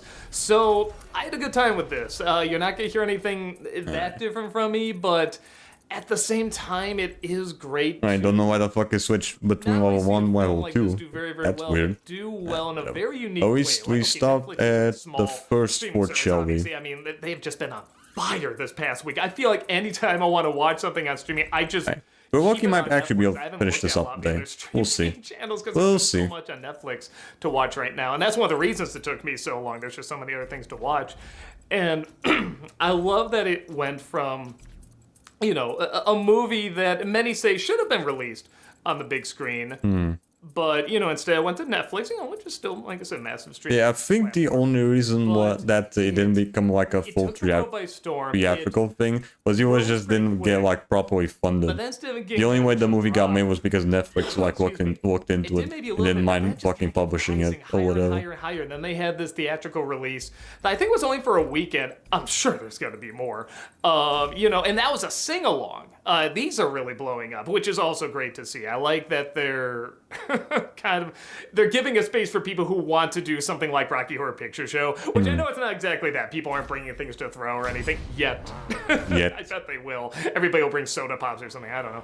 But I like that they're movies right now are getting a reputation as a place to go if you want to be annoyed. Well, why watch a film Annoyed? there? Well, I can Oh, just well, watch because it the at home. I don't have fucking to watch it with all people these just annoying people being loud and talking shit. or I can kind of see that, whatever. And to especially some with the extent, like I get that, with the but, Minecraft. you What know, happened with the you get Minecraft annoying movie? Audience or audience member, that is a pain. I do understand that, but at the same time, there's a communal element to it that you can't really replace. It's like saying, well, why do I want to see this band in concert? I could just listen to them on my headphones. No, there is something about that communal connection of everybody experiencing something, either for the first time or for the millionth time, but you're experiencing it with this group of people, this distinct group of people. It's the same thing with seeing stand-up. Why listen to somebody tell funny jokes? Or why go to a stand-up? Make you just see like a recording Something like that. of Just it. stay at home and listen to somebody tell jokes. It's like, because there is something about that communal reaction, that everybody's there has a similar interest and is there to feel good, and we all can do it together. And I really love that about movies, and that's why a lot of people say in some ways movies are doing poorly, but in other ways they're doing very well. There's always that handful that are breaking records and doing fantastic, and Well, they definitely weren't doing as good studios are looking during like for the whole that pandemic handful of thing. movies like Definitely this not. one and saying, okay, At what least in are cinemas. they doing? And let's truly try to understand that rather than just copy it, rather than just do the, you know, second servings of it. Actually try to understand what it's doing, and let's create something new with that. It can have callbacks to that, it can have something similar, but it's still creating something that people want to enjoy together. And I do like that they're doing these Shit. sing-alongs, but I will admit, I would like if they released this movie just on its own, without the sing-along. I get why they're doing it. It's made a bundle, and again, it's I can kind of see like maybe doing like a different version of the movie with it if it's like released on Blu-ray or whatever. I like to take in the Although when was the last time like a Netflix exclusive movie became beautifully animated it is, had like a Blu-ray release? and that's just different as sing-along. So I am all for having both. You know, I'm sure they did, like, I think Frozen did one before, once in a while, these are a thing, but, like, I think the one that really exploded was Wicked, when they had to tell people, do not sing during the songs. And they said, well, why don't we have a screening where people do that? We've done that before. So I don't mind that these are becoming a thing, but I do want a version of it without the sing-along, you know? I think that's important too, especially if it's only on stream. People are just like But enjoying again, the movie They made like a bajillion bucks at the box office. without being interrupted by the fucking So, I was gonna say, random if you're gonna singing. do more, I would like a screening where it's not sing along as well.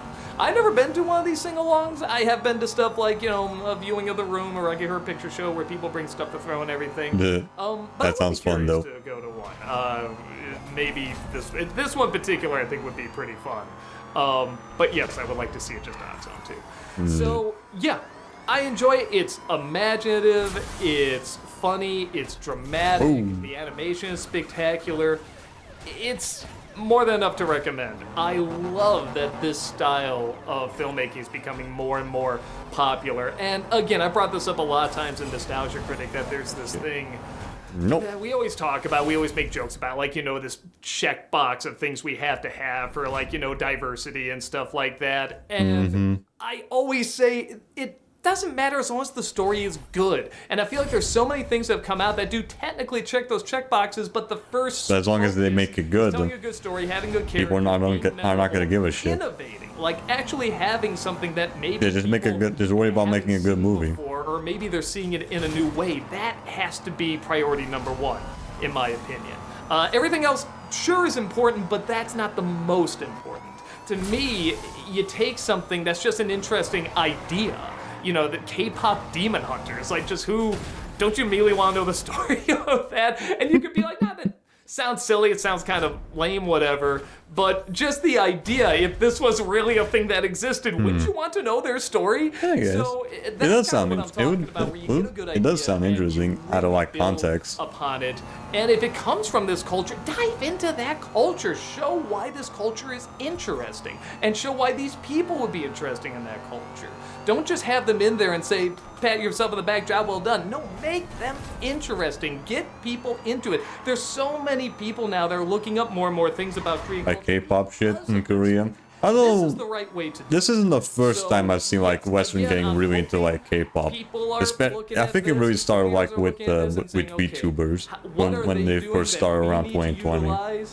And in what way can we screw it up and get the wrong idea? But you know what? Sometimes, even when they misunderstand something, that can lead to something good. Because somebody, you know, creative can come along, take that, and create something new with it. So either way, I'm glad this thing is taking off. I'm glad everybody's loving it.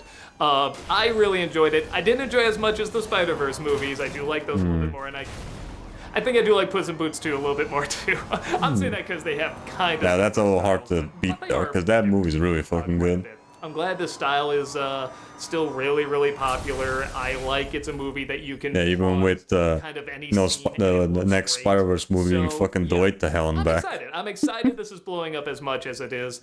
With that said, what were your thoughts? Do you agree with everybody? Do you think that this is just a stellar, spectacular, wonderful experience to go through, and you love the music you've heard a million times? Have you gone to the sing-alongs? Have you watched it with friends? Have you done any TikTok videos on it? Yeah, God, not the TikTok shit. Exploding? Or do you think The random overrated? TikTok Do you think people dancing. are blowing it out of proportion? Do you think there isn't as much here as they're saying, and they're just recycling stuff that either has been done in Korean culture over and over, it isn't anything that new, or in, you know, Spider-Verse movies and stuff like that, we've seen this stuff before? Or are you somewhere in between where you're like, I had a good time, I had some fun songs to bop to, I enjoyed it just enough? So let me know your thoughts, and I'll see you next time. Take care. Hey folks, how's it going? Today we're talking about the worst dads in animation, because there's quite a few. No thank you, Saber Sparks. The view does sound interesting, but not right now. Maybe later, I don't know. We'll see. Man, those Saber Sparks has definitely changed a little bit ever since last time, though. He's like the typical furry PNG thing. I don't know. I don't know what he's doing right now. Oh, yeah. Alright, what is this one about?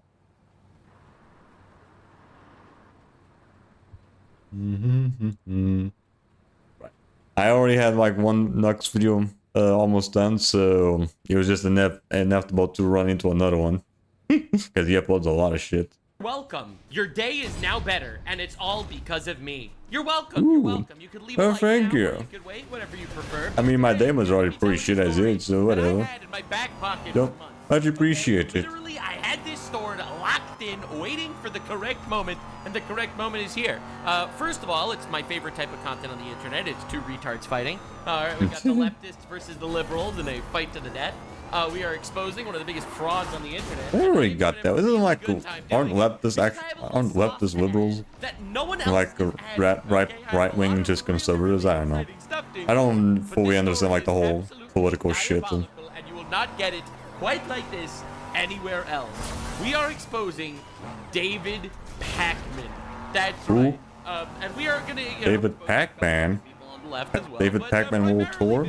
He's our main focus. He is everyone's favorite shit. What he's been doing? Hunting, going around hunting fucking ghosts or whatever. Fucking crackpot that made a video talking about why someone should go kill Trump. That's my interpretation of the video. That's a video saying someone has to do it regarding killing Trump. Yeah, great. Because we already don't have enough of those fuckers around. That called me a pedophile, slandering me, literally slandering me. And she's an absolute degenerate piece of shit. But because we are living in the glorious era of two retards fighting, she has, let's just say, done something absolutely amazing. Scoop, a powerful dark money group, is secretly funding high-profile Democratic influencers. Wait, you're telling me that big liberal content creators are being paid up to $8,000 a month to push the party messaging? You mean to tell me that that's why the entire fucking party looked like corporate slop where everyone was... And where they're all just parroting each other? Interesting. No, say it ain't so. I hate to say it, but I actually agree with Taylor Lorenz. Yeah, great. It's even pulling out the fucking... the AI Asmongold voice. That's supposed to be like the fucking editor. Here. Not only is it potentially illegal not disclosing a paid promotion, that's why every sponsor says #, but it's also fundamentally disingenuous rat behavior. Rat behavior. Pathetic, dishonest. Now, if you've been watching me for a while, you know Is that an actual Asmongold tweet? Like, dog, look at this. This is just scrolling through Democrats that all made the exact same tweet at the exact same time. Has Right. Instead United a 4-week funding extension. Yeah, it's all people just fucking parroting each other. They all made the exact same tweet at the exact same time. Red flag, y'all are fucking bots. Yep. Second of all, all acting like fucking NPCs with the same fucking dialogue options. I don't know why there aren't uprisings all over the country. Maybe there will be. People need to start taking to the streets. This is a dictator. You know, there needs to be unrest in the streets for as long as there's unrest in our lives. Enemies of the state. Show me where it says that protests are supposed to be polite and peaceful. Good point. Do something about your dad's immigration practices. What? Protests and aren't violent? Really, the leftists don't know what that is. Compilation of them all saying the same thing. There needs to be unrest in the streets, and I'm not even joking. Like, we've made these memes in the past. For 60 years, Medicare and Medicaid have provided health care to millions of Americans. For 60 years, after Medicaid and Medicare became law, Trump got a damn president. For 60 A years, bunch of fucking robots saying the same shit. they're a fucking paid party. Like, they don't have any actual ideas. They are literally just propaganda machines, but controlled by someone. Now, I'm not gonna say it's the woke Jews, but I'm not gonna say it's not the woke Jews. Anyway, that was a joke. Obviously, Yeah, it's a joke. He's Jewish. He can say that. He can do that. Some woke other retards of other denominations. A dark money group is He's allowed to make that joke because he's Jewish. Is an initiative aimed at boosting Democrats online, offers influencers up to $8,000 a month to push the party line. All they have to do is keep it a secret and agree to restrictions on their content. Now, you might not be aware of this, but this is actually, based on what is being said here, illegal. This is actually a crime. Now, you may not be aware of this, but every time a YouTuber does an advertisement for something, they are legally obligated. They're legally obligated to say that it's an ad. It is public information that there is. Yeah, that's why when a YouTuber gets like a sponsor, they always have to say that it's an ad. Pushing political agenda without disclosing that they were being paid, they all could be banned by YouTube. Because it's part of the contract, I think. Policies on leftists and not just on right-wing people. The contract even gives you like points that you have to also say in your video.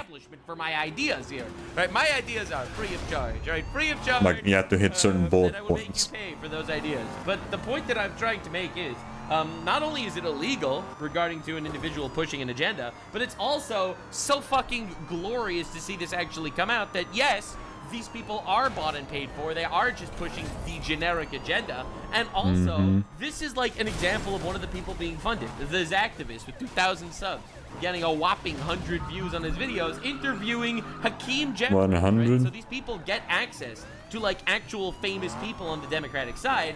And then they're barely you know, getting this is any like a fucking views. failure, obviously. Like, imagine giving $8,000 a month to this motherfucker to get 160 views on a video.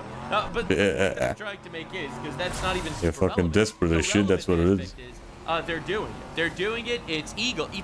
It's immoral. And yeah, that's why so many of the Democratic fucking influencer people, they sound like regurgitated slop, because they are paid to be regurgitated slop. Of all people, Taylor Lorenz just exposed a leftist dark money group secretly paying liberal influencers to push the messaging. The same influencers who swear they're independent and not paid by anyone.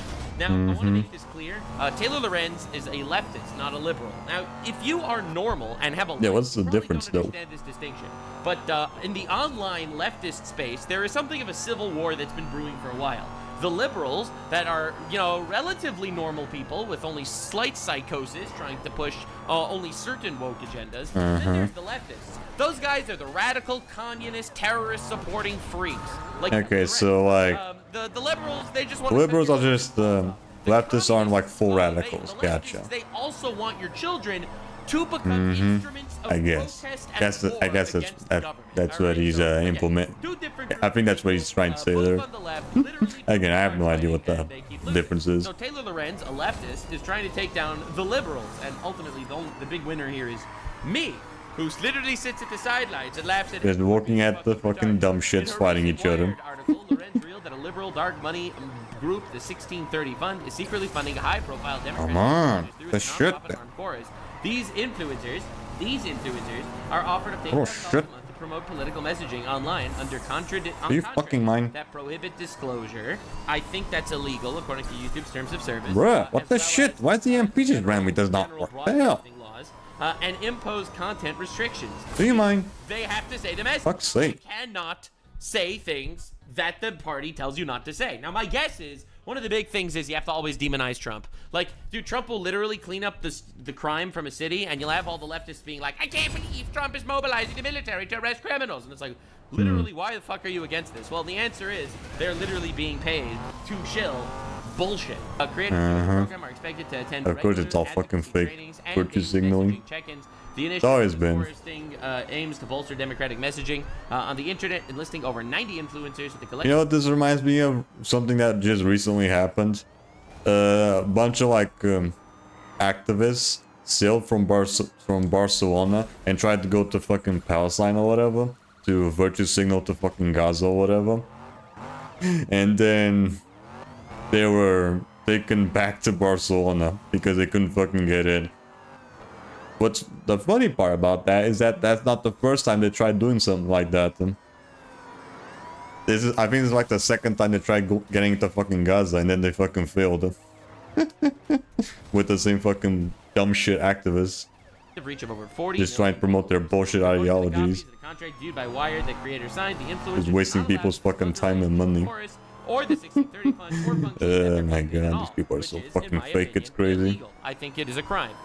Creators in the program are not allowed to use any fund or resources that they receive. Yeah, I was just minding my own business, driving to work, and then on the fucking radio, I just heard that little nit piece of fucking information. I just started laughing my ass off. The program supports or opposes any political candidate or campaign without express authorizations from chorus in writing, which goes as far as to mean they're not allowed to ever actually have a genuine opinion. Their opinion needs to be the sanitized Democrat liberal fucking shill.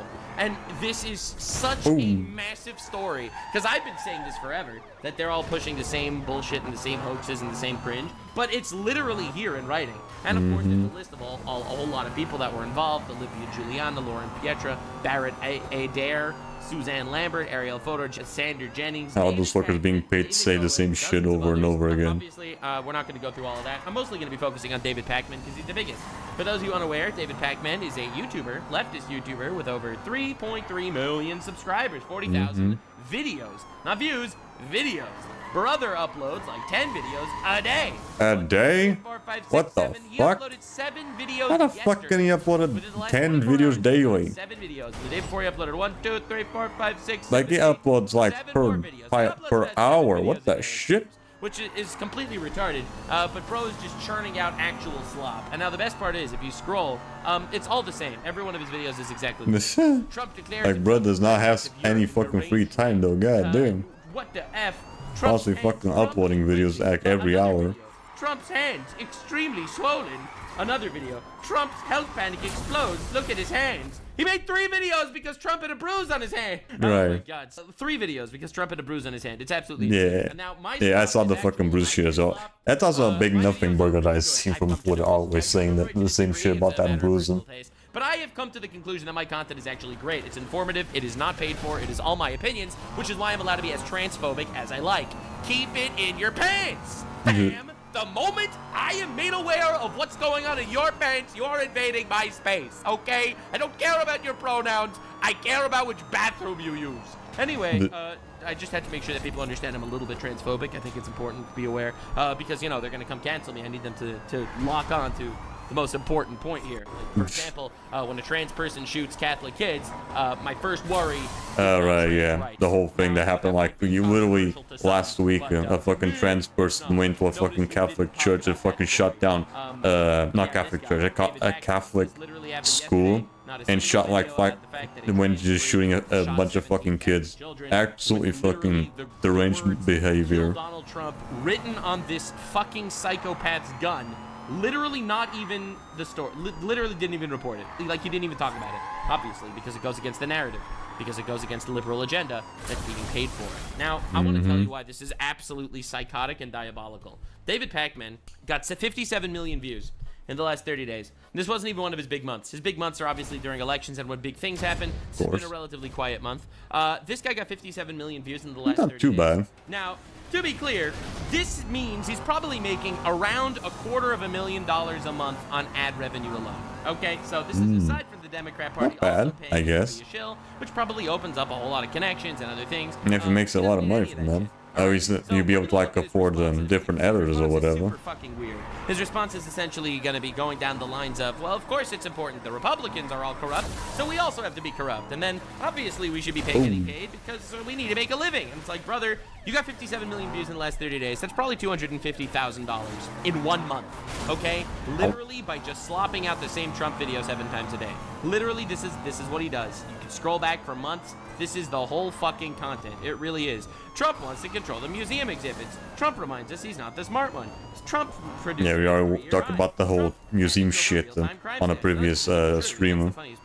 Trump bans woke AI. Trump is desperate to control everything. It's literally, that's his entire content. And he probably makes around $250,000 on ad revenue aside from sponsors. Now, the other reason why I wanted to mention this is because he also has a metric fuck ton of sponsors. Yeah, damn, look at all those fucking sponsors. Now News, Lumen, Smart Mail, Naked, MD Hearing, Magic Spoon, Babbel, Incogni, Aura, Paired, Sheath, AG1, Access, Helix Sleep, Fugue. He's sponsored by a metric ton of brands. And he probably makes about $250,000 in ad revenue. I could know because I actually have multiple YouTube channels that I monitor, and I can kind of estimate how much he makes. I think he has like at least 2 or 3 of them. Democrats. You got to keep this in mind when you see his response, which we are going to go through because I'm really excited to expose. It might be just 2 that he actually pays attention. I think there's a 3rd one, but it doesn't do as well, I think. Making believe he's independent media when he's not. He also has pushed hoaxes in the past, and that's what I really had in my pocket for a very long time, that I was really excited to show all of you. He made a hoax where he basically claimed he was almost arrested, and I am going to absolutely shred him on this, because now that I know that he's getting paid by the Democratic Party, it makes this, I think, so much more diabolical, and no one is talking about it. So, as you can see, this is his response. They're trying to... Yeah, liars are always gonna fucking lie, I guess. Well, now, don't worry. I've entered the fray. The retards have joined the fight. Don't worry, my brother. I am here for you all of the way. Now, as you can see, this did not go over very well. He's getting absolutely obliterated. Bro, ooh, look at that fucking dislike ratio. Sheesh. They beating yo ass down there. It's kind of crazy. So, yeah, now let's do a deep dive. Let's see his response, because we're going to tear it to shreds a little bit. I'm sure he's going to post a lot of misinformation. I didn't see this yet. I only saw like a couple of clips floating around. And it's evil. It's an actual evil response, because I want people to understand the gravity of what we're talking about. A big chunk of leftist, quote-unquote, independent media are just spreading propaganda. The deep state, once again, using people as their mouthpiece in, like, the ultimate psyop. So get ready for possibly one of the biggest exposés. And then I'm going to get into the whole fake arrest bullshit because I think that's truly evil. That's truly evil. So much worse. So lock in, boys and girls. This is going to be a lot of fun. Fucking dick. Why is it always a fucking asshole getting in the way here? Yeah, we know. You didn't disclose it. we know. Yeah, we know. We know, bro. We know, dude. We know. We know, bro. You never said they wasn't I that. hate participating in the drama. I hate. I'm sorry. I don't want to pause right away. Really? You hate participating in the drama? You made 3 separate videos on Trump's hands having a bruise. Trump's hand crumbling quickly. Trump's hands look extremely swollen. Yeah, I don't like making money, guys. So it's not my thing. In one day, you made 3 videos on Trump's hands. 3. You absolutely are. You are swimming in the drama like a pig in mud, brother. Hate the circular firing squad that often builds on the left. But it's I agree. The firing squad is on the left. It's the party of violence, actually. really You should leave, bro. You should leave. important that my audience know what's going on. I'd so make I am him going to talk about it. I was better named mentally, in I an guess. article in Wired yesterday, and the article is about a so-called dark money Come on. on the left called Like, Chorus. going over here. And I'm named Of in course, no one knows who runs Chorus because this is. Yeah, now he's just gonna keep fucking glitching Waiting there. for this to get back to like George Soros or one of those fuckers. Or BlackRock or insert woke Jewish conspiracy theory here. No, man, it's crazy. It's crazy, dude. It's wild. in the article along with other creators as being part of the group. And since this article came out, I've heard from a bunch of you. Yeah. David, did you sell out? Great David is the deal. He's always been a sellout. The hell are you on about? Great question. How could you do this to us? Yeah, also a great question. It is betrayal. Like, it is betrayal. I feel like I'm very genuine. I'm very honest in my videos. Sometimes to a fault. Sometimes to the point that I get canceled for my honesty. But I am very honest in my videos. I really am. Like, I'm not here to welcome you into my personal life and invite you into my family and stuff like that. But when I give you my ideas and my ideas, When that's none of your fucking business to be part of. paid for by literally anyone. I have lost sponsors because of how honest I am, as opposed to Yeah. literally shilled for the fucking media wing of the Democratic Party. I knew back in 2021 when you had the following to say that you must have been getting paid by someone, and here's the proof. True. And I was not even going to give this the time of day, Right, we know. but my You relationship literally hit it. with you, my actual audience, is the most important thing. And so I did. Not important enough to tell them that you were literally programmed by the fucking bots running the government. I mean, I wasn't gonna say, I wasn't gonna go there, but yeah, motherfucker kind of looks like a fucking AI robot. Like a The hell's going on with his eyes there? Hassan Piker. Oh, that guy, he's a terrorist supporter, pedophile supporter, retard. Don't talk about him. We're covering this. Like, one of the eyes just doesn't look like it's in the right place there. Is it just me? Weeds of like online discourse. That's why you have me. I am your bridge into retard land. So subscribe, up those numbers. Retard land is truly beautiful. There is a difference. Like, I think his right eye is a bit more to the center. People pushing the Compared to generic just slightly to the side. mainstream leftist agenda. Mainstream agenda of the Democratic Party. Those are liberals, okay? You know, your classic, your David Pacmans, your fucking Brian Tyler Cohens, your Destiny, right? Those guys, those are liberals, all right? Leftists are the Hassan Piker fucking communist freaks that support terrorists. All right, that's the difference, and they hate each other because the liberals, they feel like the Because they leftists really are supporting fucking their cause eat and each other alive. from voting for Because one side's not as radical as the other one. the liberals, because the leftists actually want anarchy and chaos, and the liberals are actually conforming to the government. Now, the leftists say that America deserved 9/11. The liberals are like, no, we actually do kind of like America. We just kind of want it to look like a homogenous, multicultural hellscape with penises flying around no matter what gender you are. In ways that don't reflect the reality of the situation and are perpetuating falsehoods about what is and isn't going on. Lies. Now, Love that. The two retards fighting, right? David Pacman versus Hassan Piker. And Yeah, now that'd be some. awards. Oh my God. As I have heard that Hassan Piker is gonna be going to like a debate thing, like in public with someone else. I don't remember what to do this. For the sidelines. I think I know who he is, but I don't remember the name right now. It's gonna, that shit's gonna be glorious to see. You've granted me so much glory. Anyway, Unless the guy that he's gonna be debating is fucking paid or whatever. the article, yeah, I do. The leftists hate the liberals because you guys are not, you know, pro-terrorist enough. or those that are reacting to it, I can't get in their heads All I can Oh, do my head is two retards fighting. is tell you what's going on. All right, let's And go. then you can judge and you can make an assessment of Oh, well, I mean, according... it didn't go well, bro. Didn't go well. It really didn't go well there with the dislikes. Ooh, that's pretty yucky. Yeah, we're gonna Now, look I into also the want comments to later. judge. I'm aware that many of the people I'm hearing of aren't even part of my audience. They're doing the, well, now I'm unsubscribing and... Dude, why is he such a bitch? Like, you did not even mention the actual situation yet. Like, you didn't even cover any... Yeah. Well, I know You're not that even some of the fucking people talking about it. aren't You're just actually my bringing fans. fucking They're just, like, people excuses. making believe it. Bro, David Packman, I've never been a fan, and I am so disappointed in you. I am so disappointed in you. Listen, man, I thought you were at least a shill that was not being paid to be a shill. I thought you were just walking away with your $250,000 to $350,000 a month paycheck from YouTube/sponsors, and literally just... I didn't know you were paid. I thought you were just an idiot.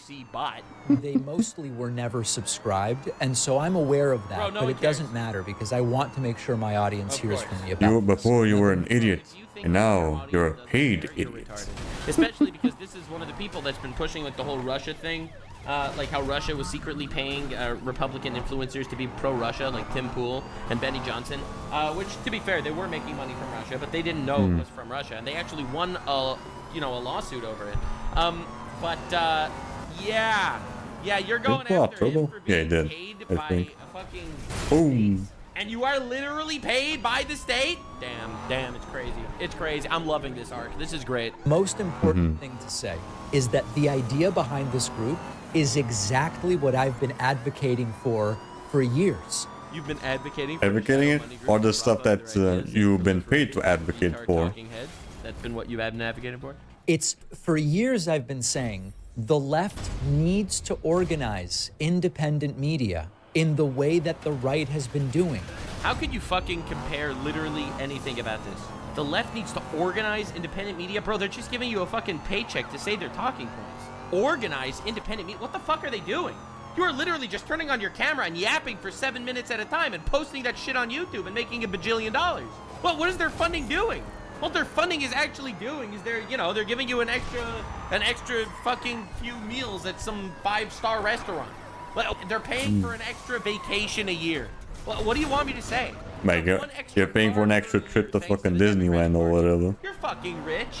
You're making millions every year. Like, let's not beat around the bush. You're making millions a year through basic YouTube ad revenue just shitting on Trump with the Trump slide. Like, absolutely you are.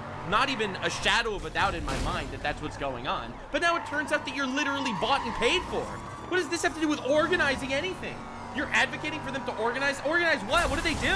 They're essentially just giving you a paycheck to be in their pocket. They're not organizing jack shit. He's such a fucking fraud. It's crazy. Oh my god. I am so tired of these fake ass bitches. And not just not these fuckers they constantly see on always on like politics and shit. It's just your typical fucking Twitter absolute dipshit they constantly see. Literally like the biggest. They're all such fucking fake frauds. Almost on the planet.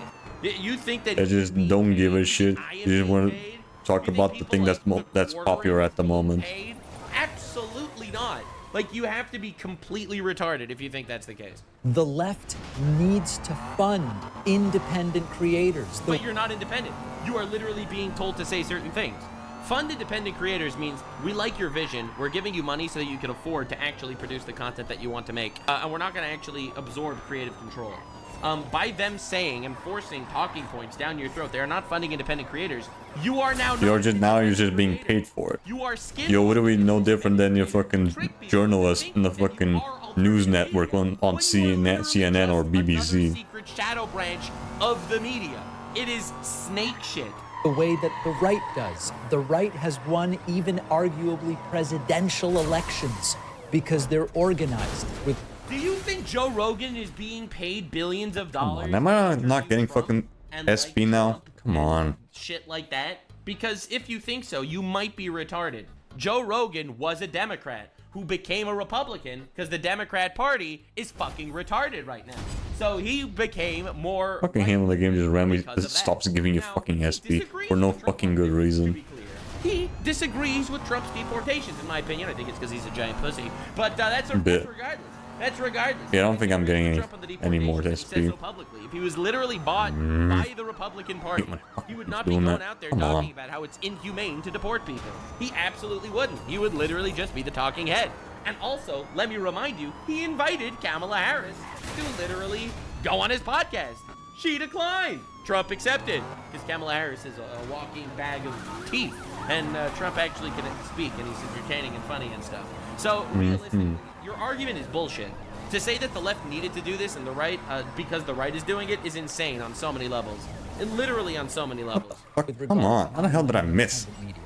They're killing us. Yeah, I'm never not getting any more So fucking behind. points from this shit. Come on. You want to fucking know why you've annoying. been so behind? You want to know why you've been so behind? Because this Yeah, is your I'll just find another session. Ghislaine Maxwell interview is a disaster for Trump, except it's not. She literally said Trump was not involved with Epstein. Loser MAGA congresswoman booed off stage. All right. Oh no, Trump wanted Putin as best friend. Trump tried to end a war between Russia and Ukraine. Well, because he had a fucking talk with the dude about trying to get the war over. Trump, Yeah, Secretary of State, fucking failed to good. defend Trump. He actually defended Trump very well. And it doesn't stop. It doesn't stop. This is literally all. Fox News obsessed with Gavin Newsom. They can't stop. This is just because Gavin Newsom's been tweeting like a retard. Like, bro, and this is every time. Every fucking time. It's crazy. It's absolutely crazy. So, like, your talking points are just anti-Trump. There's not a single video Might as well on this just channel fucking that's essentially not about start Trump selling bad. some shit And that is, like, kind now of that your we're entire here. fucking channel. Like, you have nothing to say aside from Trump bad. Like, maybe make an argument. Maybe make a point that actually resonates with people. And this See, kind Hassan Piker is large, and he resonates with people. You know, terrorists largely, but he resonates with them. of support for creators is exactly what I've been advocating for. You've been advocating for the government to secretly pay money to people and force them to conform to their ideology and push their agenda without anybody knowing, when it was completely unnecessary and the money ultimately is not even going to really matter. Dog, what are we fucking talking about? Now, the article is riddled with inaccuracies, and they're not And you aren't? minor inaccuracies. Okay. First and foremost, this group has nothing to do with the DNC. People writing saying, Great. That doesn't matter. the Who cares? Democratic Party is telling people what to say. At its base, the group has nothing to Sure. do with the DNC. All right, who period. owns the group? It's probably George Soros. It's like, it has nothing to do with the Democratic Party. Coincidentally, it's owned by the biggest donor of the Democratic Party. Oh, okay. Number two, Bleh. I do not get clearance for anything I say. Right. I do not run interview questions by anyone Got at a level 1 Chorus. car. Except it literally says in the contract that you do. I don't tell Chorus when I'm going to be doing an interview. Not a single segment I have done, not a single question I've ever asked a guest has anything to do with Chorus. Okay, so then why are they giving you money? All right. So first of all, I don't believe you, because realistically, you signed a contract that said you're gonna need to run shit by them. That's one. And two, so why are they giving you money?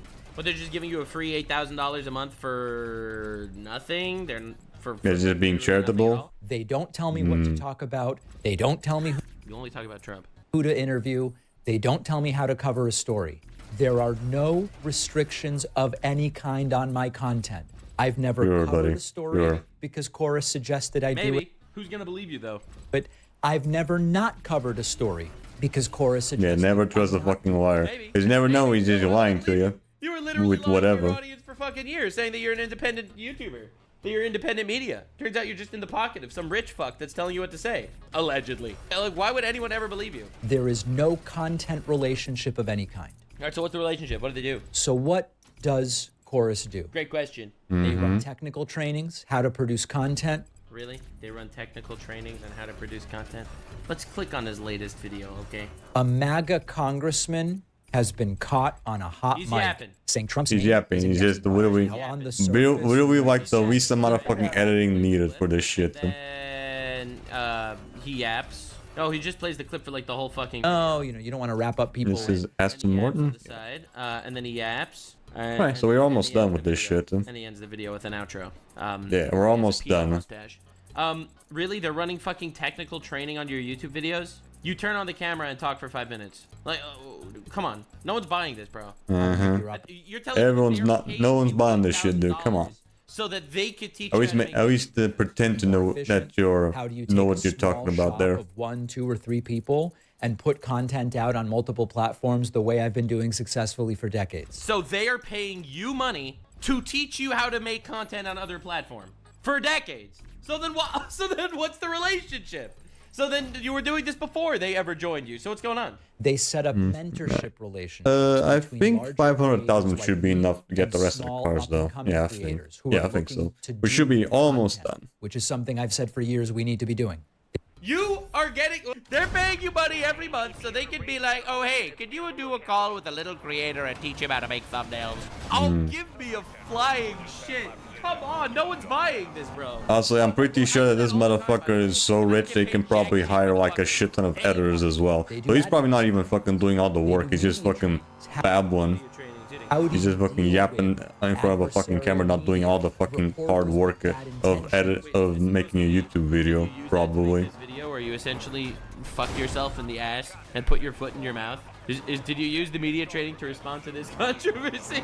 Because if so, the media training was kind of dog shit, bro. You came out here saying for 3 minutes that the people that are hating you aren't actually your fans, and they're actually just secretly haters making believe that my fans, and also the money that I'm getting is definitely not weird at all, and I've been advocating for this, actually. To contact. They do legal training, so we understand how is the right-wing machine potentially going to come after us. When has the right-wing machine ever come after anyone on the left? Like, could you think of a single leftist content creator that was, like, deplatformed or sued into oblivion? Like, could you even think of one? Maybe 300,000 should be more than enough, I think. Sued into oblivion. All right, Alex Jones, I think, is the best example. He was sued to fucking oblivion, deplatformed from fucking everywhere. All right, so that's an example of a right-wing guy. Nick Fuentes, Sneeko. You know, I could keep listing it to you again. Don't get me wrong. I don't like Sneeko. Nobody does. Unless they're absolute These cucks. are right-wing content creators that got banned from places, got banned from everywhere, got deplatformed, got sued in many cases. Like, when could you even think of a single example of this on the left? Right, Steven Crowder lost his monetization on YouTube. Like, how many examples do you have on the left of this? This doesn't happen. You're literally shadowboxing. How do you organize your business to be protected? That's what they do. What does that even mean? And so they're giving you money to organize how your business can be protected? I want to make this really clear, and I know that 99% of my actual audience knows this. Sure you do. And I'm pretty sure no, that's not true. All you have to do is just look at the fucking like to dislike ratio. Yeah, no, this video only has 40,000 views. He has 3 million subs. This is his audience. Well, mostly. Hold on. It's mostly his audience. If this was a group or an organization that required me to get permission before saying things, or fed me talking, never do it, even though it literally says in the contract, allegedly, that you have to get permission. Points, or told me, David, talk about this and not about that, or anything like that, I would never be part of it, period. Sure you My weren't. favorite part about this is that the left is being alive. That's my favorite Again, part. Like, here, I'm here just never trust a liar to not lie. So how the fuck do we know that he's not lying here as These well? people are literally killing each other over this shit. Anyone who knows me would know that. Yeah, that's a good. Sure, Anyone that buddy. knows me would know that I would never lie to you, even though I've kind That's a of lot of that I've copious been showing money there. for my opinions. I'm one of the larger creators in the current cohort. Keep inhaling that shit, dude. Grow. I want to mentor people. I want to grow the left media space. All right. Sure you do. That's something I've been advocating for. Oh, yeah, advocating. for He's not actually doing it. He's advocating for it. God, I love activists. They're so cool. years. And now the circular firing squad is getting going. You look at TikTok, you look at these different platforms, people going after each other, most of it based on misunderstandings or misreporting about what's happening. Of course. Now, So, yeah, sure, because nowadays the random fucking TikToker is not gonna be messages. He's not gonna be way more fucking reliable than the fucking average news news network like fucking BBC or Fox News or whatever. From 2017. Now, why are you even mad about this? Like, literally, why are you mad about this? It's so obvious that you will never be trusted again. You are literally paid media. You are not independent media. Or be at you know what? ESF on probably. You had to get exposed by some hack third-rate journalist. Like, bro, you understand what we're doing here? Like, this is the comedy. This is the absolute cinema. The absolute cinema is no one will ever believe you. Now I get why you said that. Or when you did that interview in 2022, it must have been because Chorus told you to.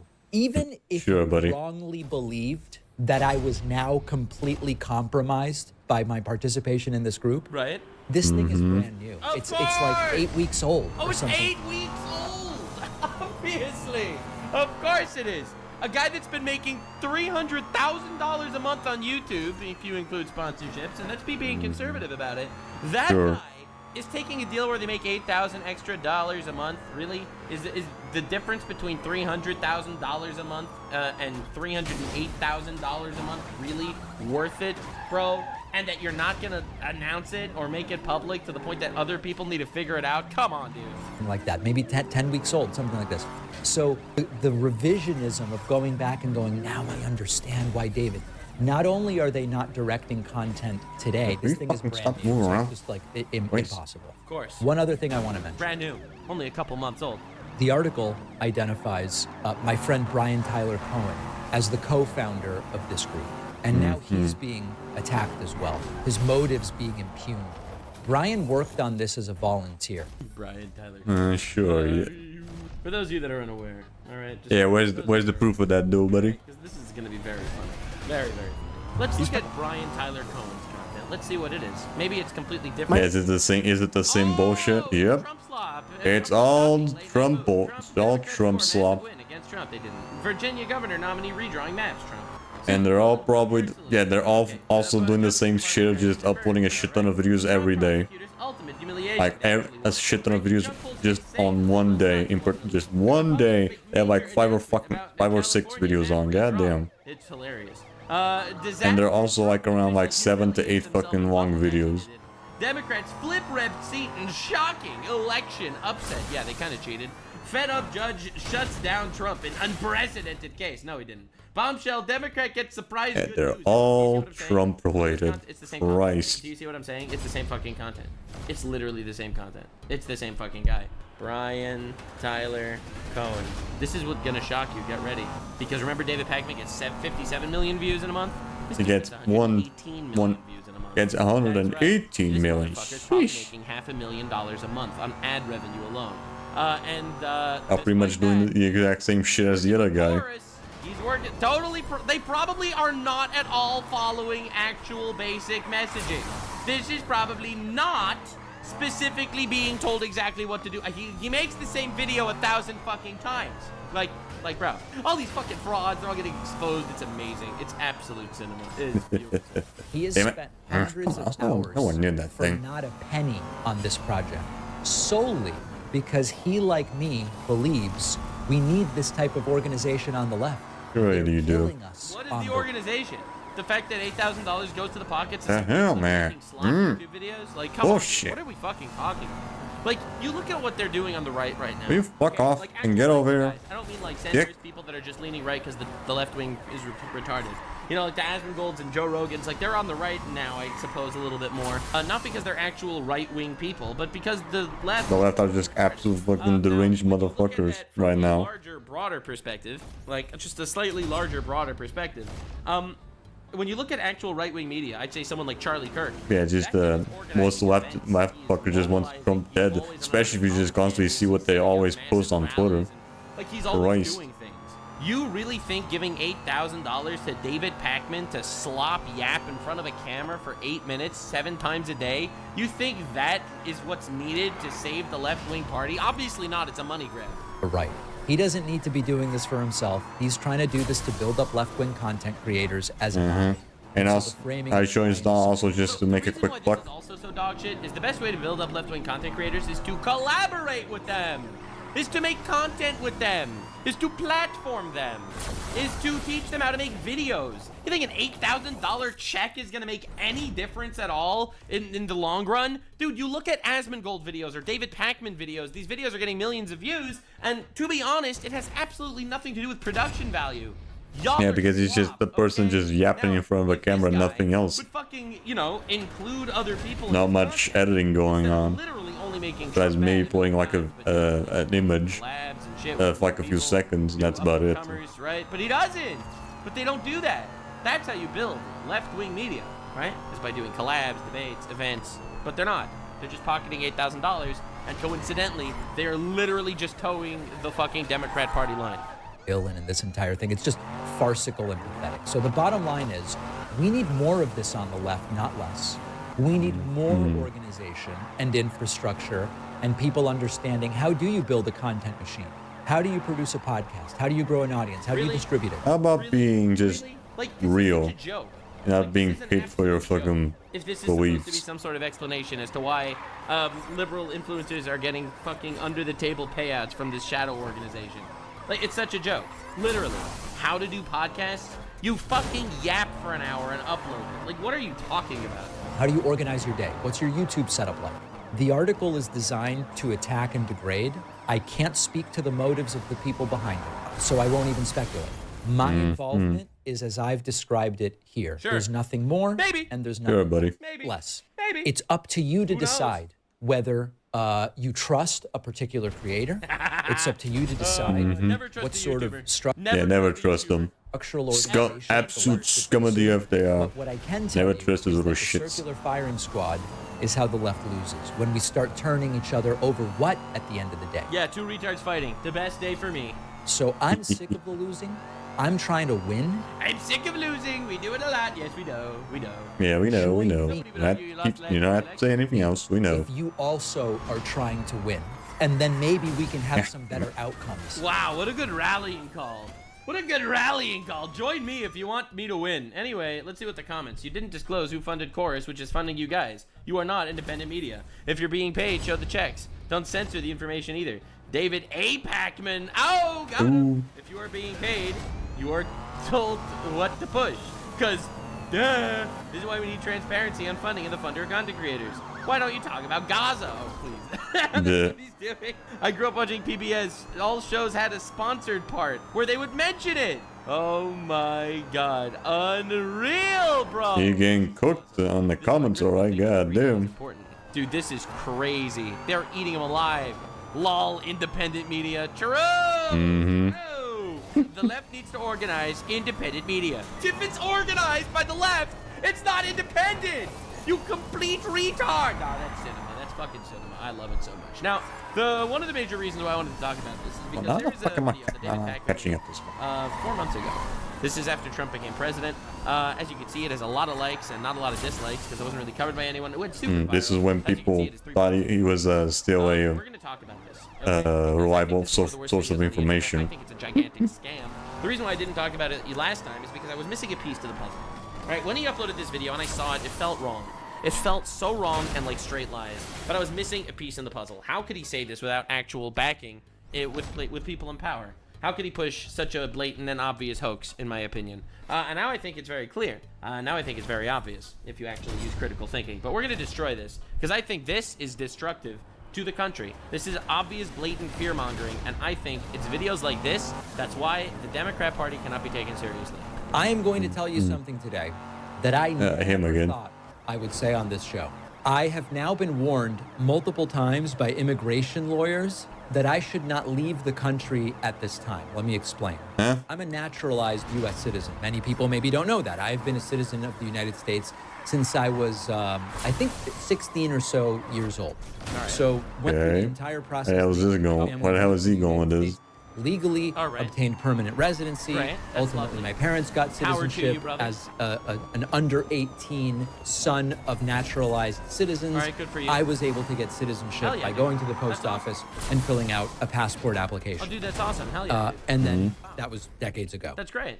And That's here I amazing. am Okay. in 2025 being told that even with my citizenship, it might be risky to travel internationally under. This is what we call fear-mongering. And Yep. There has not been With no single proof incident or of whatnot. an American citizen not allowed into America, or a single citizen being deported from America. This didn't happen. This is literally just playing into the fears that not only is Trump coming after the fucking immigrants that are illegal in the country, but they're also coming after random United States citizens that are Yeah, sure. Complete citizens in the fucking country. They bullshit might also lie. get deported and not be let They're in. only Are going you for fucking illegal retarded? immigrants. Like, this is such an obvious fear-mongering hoax. He was getting praised. He's so brave. It's all they all say the same bullshit that the absolute dipshits on Twitter always believe in. He is the media machine, right? So that was literally the piece that I was missing. It's literally the piece I was missing because the reason why, first of all, this is obviously horse shit. Like, first of all, I don't even believe that immigration attorneys were telling him not to leave the country out of fear to come back in. Unless Yeah, probably just made that shit up, most likely. Like, holy shit, I should make a video about this.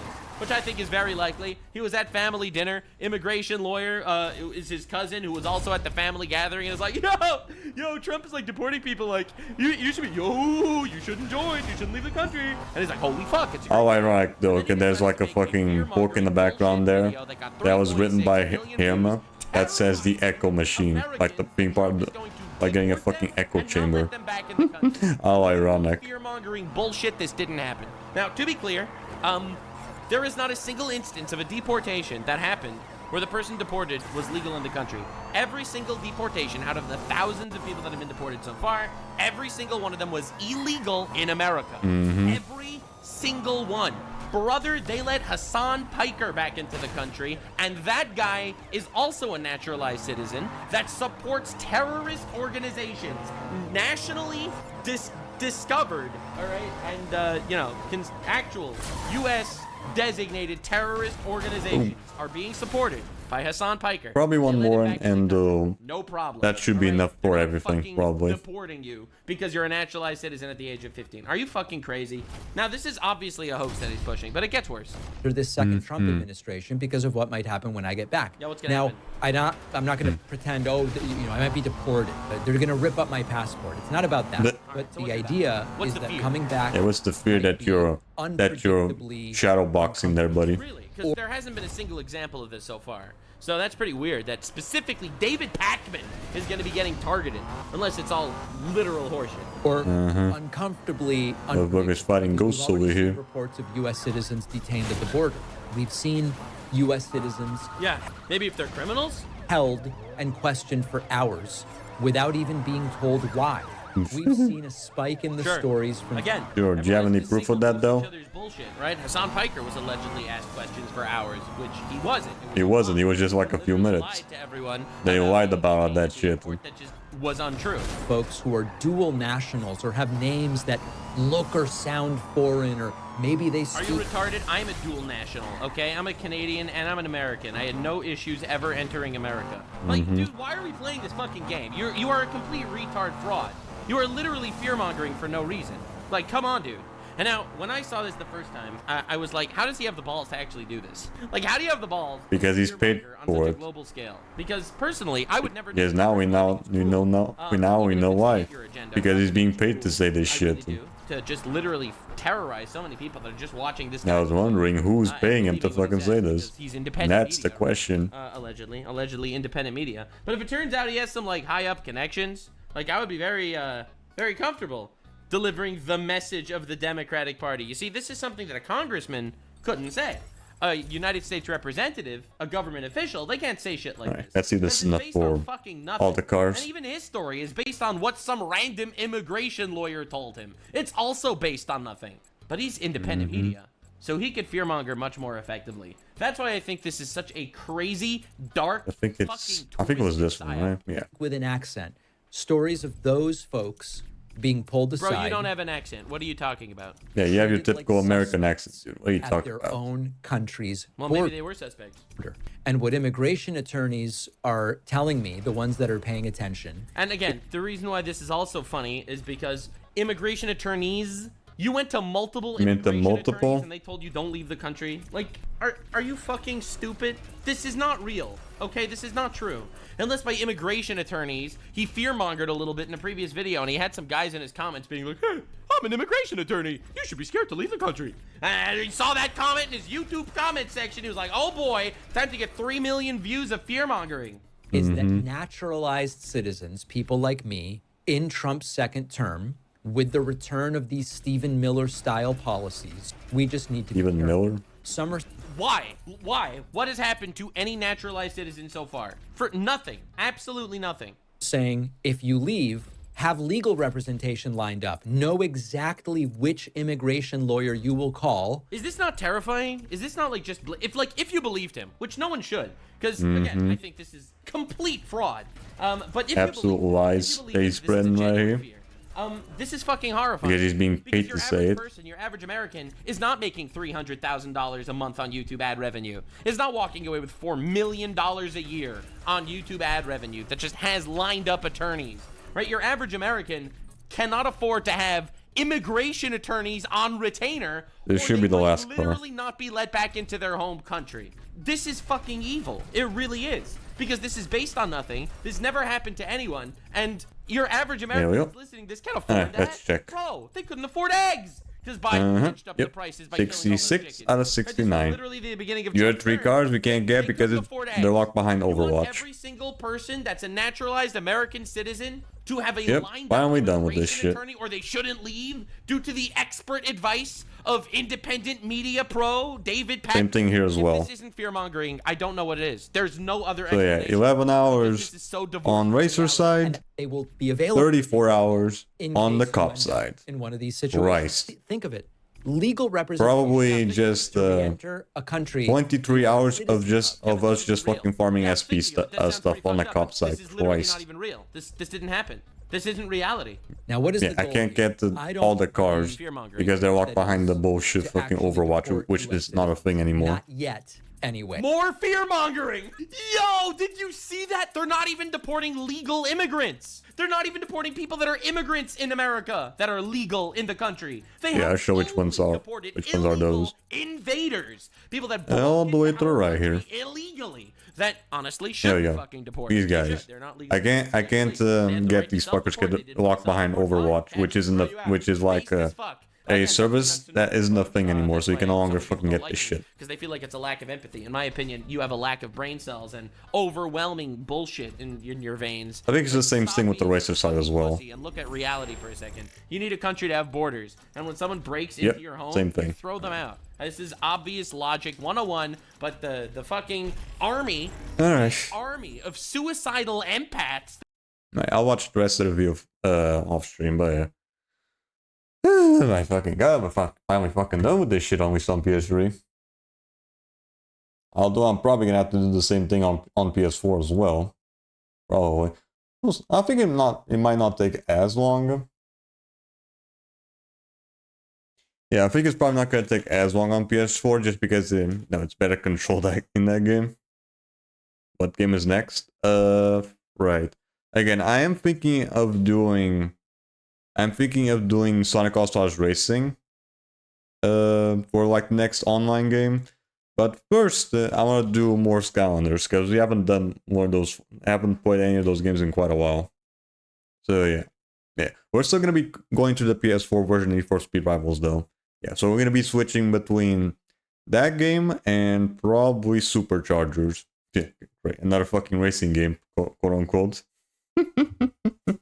I cannot fucking escape those fuckers, can I? But yeah, not today though. I only have like an hour. Wait, switching to? I'm not switching to anything. I'm probably just gonna call it a session. Because I'm probably not gonna get much done in just a fucking hour. Probably. Yeah, what do I have on PS3 to do? I think right now the only thing I have to do is just the GTA 4, right? Yeah, probably not. I'm probably not gonna even bother fucking switching. We're probably just gonna call it a session then. Probably. But at least we're probably fucking done with the PS3 version of Need for Speed Rivals. Then since we have plenty of time, I guess. We're finally fucking done with the PS3 version. Fuck's sakes. I'm probably gonna take around the same amount of time on PS4 as well, though. Most likely. I don't know. We'll see. But I can finally say goodbye to the PS3 version. Fuck's sakes.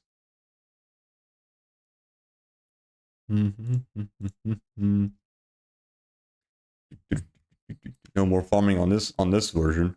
Christ. You don't even really get anything for buying everything because you really cannot buy everything without Overwatch. Alright, whatever. What do we get? What is this? Roblox is one of the most... Law by Mike? Interesting. I also take advantage of the extra time that I have right now because I got some extra games from Vinted. I want to test them out after stream. Yeah, what do we have here? Popular gaming. Roblox is one of the most popular gaming platforms in the world. The developers of that game are now facing mounting criticism over child safety concerns. Right, the whole Roblox thing again. The Roblox Like they're actually being sued. cease and desist letter to me. Instead of stopping the predators, Roblox stops the people stopping the predators. They are the problem. People everywhere are furious with Roblox, and now they're getting sued. The platform promised to be safe, but the reality I have is not very seen this guy different. before So today, I'm though. breaking down the entire case. With lawyer YouTubers, I've only seen two. Legal Eagle and Legal Mindset, I think. Yeah, those two. And I think Legal Mindset is probably like the better out of those two. With some of the biggest YouTubers, and then I have not seen this guy yet. everyone, I'm helping to sue Roblox. This summer, Roblox was hit with a massive lawsuit centered on a young player known as DH. The lawsuit claims she joined the platform after believing the company's promise that it was safe and educational. While using Roblox, she was allegedly For who? approached by an The adult kids or the misrepresenting pedophiles? who they were, and the platform's moderation systems didn't catch it. She was later taken from her home and abused by the same individual. And she's not alone. Since 2018, police have arrested at least 24 people accused of misusing Roblox to contact young users and move chats off platform. Some had prior records. Others were people in trusted roles, like teachers, nurses, even a cop. Even Roblox has reported over 13,000 flagged incidents on its platform, a huge jump from roughly 3,000 the year before. Roblox says that's just a small fraction compared to all US reports. But for parents, the numbers feel staggering. And here's the core claim. The lawsuit argues Roblox allegedly knew these risks, but kept selling parents on the idea of a safe digital playground. Right, because they want to, keep Are speaking out. They want to keep selling the fucking overpriced fucking avatars to the people that are most likely going to be using it, which are the pedophiles, to just get the attention from like kids. Take Schlepp, a YouTuber with over 1 million subscribers. When he was younger, he says he had a troubling experience involving a Roblox developer. All that happened to me, it totally messed me up mentally. Right, Shrap mentioned that he was actually affected by an actual pedophile on Roblox as well. So he's a victim just trying to get revenge from all that bullshit. It's something that, it was messed up. That experience pushed him to act. As an adult, he began working with police by conducting investigations on Roblox. His efforts have led to the arrest of 6 people. So Schlepp, what was the goal when you started making videos about safety issues on Roblox? It really all started back to my own personal experiences related to it.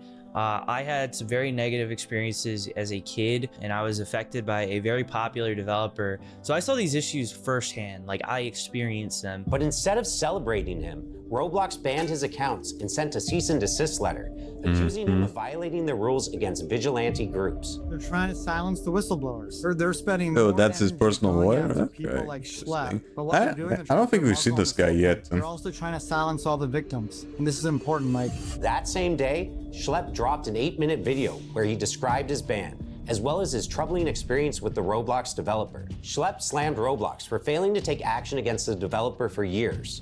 He claims during that time, Roblox even continued to pay and promote the developer. Afterwards, the backlash exploded. Roblox developers changed game thumbnails to say "Free Schlepp." Thousands of players staged in-game protests. Even major creators like Moist Critical, Gideon, and Creekcraft piled on, calling Roblox I think the only one that really added a lot of fuel to the fire was probably Moist Critical. With all the support. Because I It's don't been never really heard Gideon and the other dude before. It was trending on Twitter for 3 days straight when the news first broke of it. And The other two are probably more like if you're in the know of like the whole Roblox thing, or just like into Roblox. Really I'm not. powerful thing. He was a 22-year-old kid. He was just a gamer. And I think he really stepped up to the plate to stand up to this Goliath. Then it went mainstream. Congressman Ro Khanna publicly backed Schlepp, sharing a petition demanding Roblox improve its safety. That petition hit 100,000 signatures in less than a week, and Roblox's stock price dropped by $12 billion. Right. Schlepp, did you expect your videos to get as much attention as they did? Honestly, no. My whole goal with these videos was actually just to bring this to the attention of Roblox. Like, I wanted Roblox to see what was going on, because I was reporting these communities to Roblox. I was making reports on a lot of these people. And nothing was being done The for it. only other thing you can do is go public with it. So that's what I did. But the story doesn't end there. Schlepp just announced he's suing Roblox, not over the ban, but over the damage he says he suffered years ago from a developer on the platform. His lawyer confirmed he's also representing many others with similar stories. Right, but didn't that already happen like a couple of years ago? I think you can't like sue if it's happened like a certain amount of time, I think. Yeah, we think Unless I'm just not knowing how long it needs to be to just go null and void. Listen to some types of confidential proceedings, so they think people will forget about what happened, and then they won't. And now, because of you all bringing this issue to my attention, I've made the decision to team up with Schlepp's lawyer to help sue Roblox. Reach out to my firm, IThinkIHaveACase.com, if you've gone through something similar. If someone is scared about something they experienced on Roblox, what would you tell them? I would tell them to call a lawyer, find out about their just fucking go straight to a lawyer if you have the money, of course. Strength in numbers. Terrible things happen on Roblox. Hundreds and hundreds of people have come forward. We're here for you. Definitely reach out to us. We are here to help. Now he's fighting back in court because if Roblox won't Yeah, I guess it also depends on the type of lawyer you get. We'll make sure that they're held accountable in the courtroom. Now let's investigate how Roblox is designed, because the lawsuits claim there are at least 3 serious flaws. First, until 2021, anyone could make an account by entering just a username, password, and birth date. Users could misstate their age and unlock unrestricted chat. Mistake or just not be truthful about their age. YouTubers like Gideon and Rob the Master, who have become well known for exposing bad actors, have said just how easy it is. When we went on Roblox, it did not take long for our account to get attention from child predators. It was almost instantaneous. Roblox says it's taking stronger steps to protect its younger players. The company has rolled out ID verification, asking players over 13 to scan a government-issued ID and selfie to gain access to certain features. It's also testing age estimation, where machine learning guesses a user's age from a short video. And new features like trusted connections are meant to limit deeper chat and voice features to people you actually know in real life. You know, we weren't just finding. At least it looks like they're actually doing something.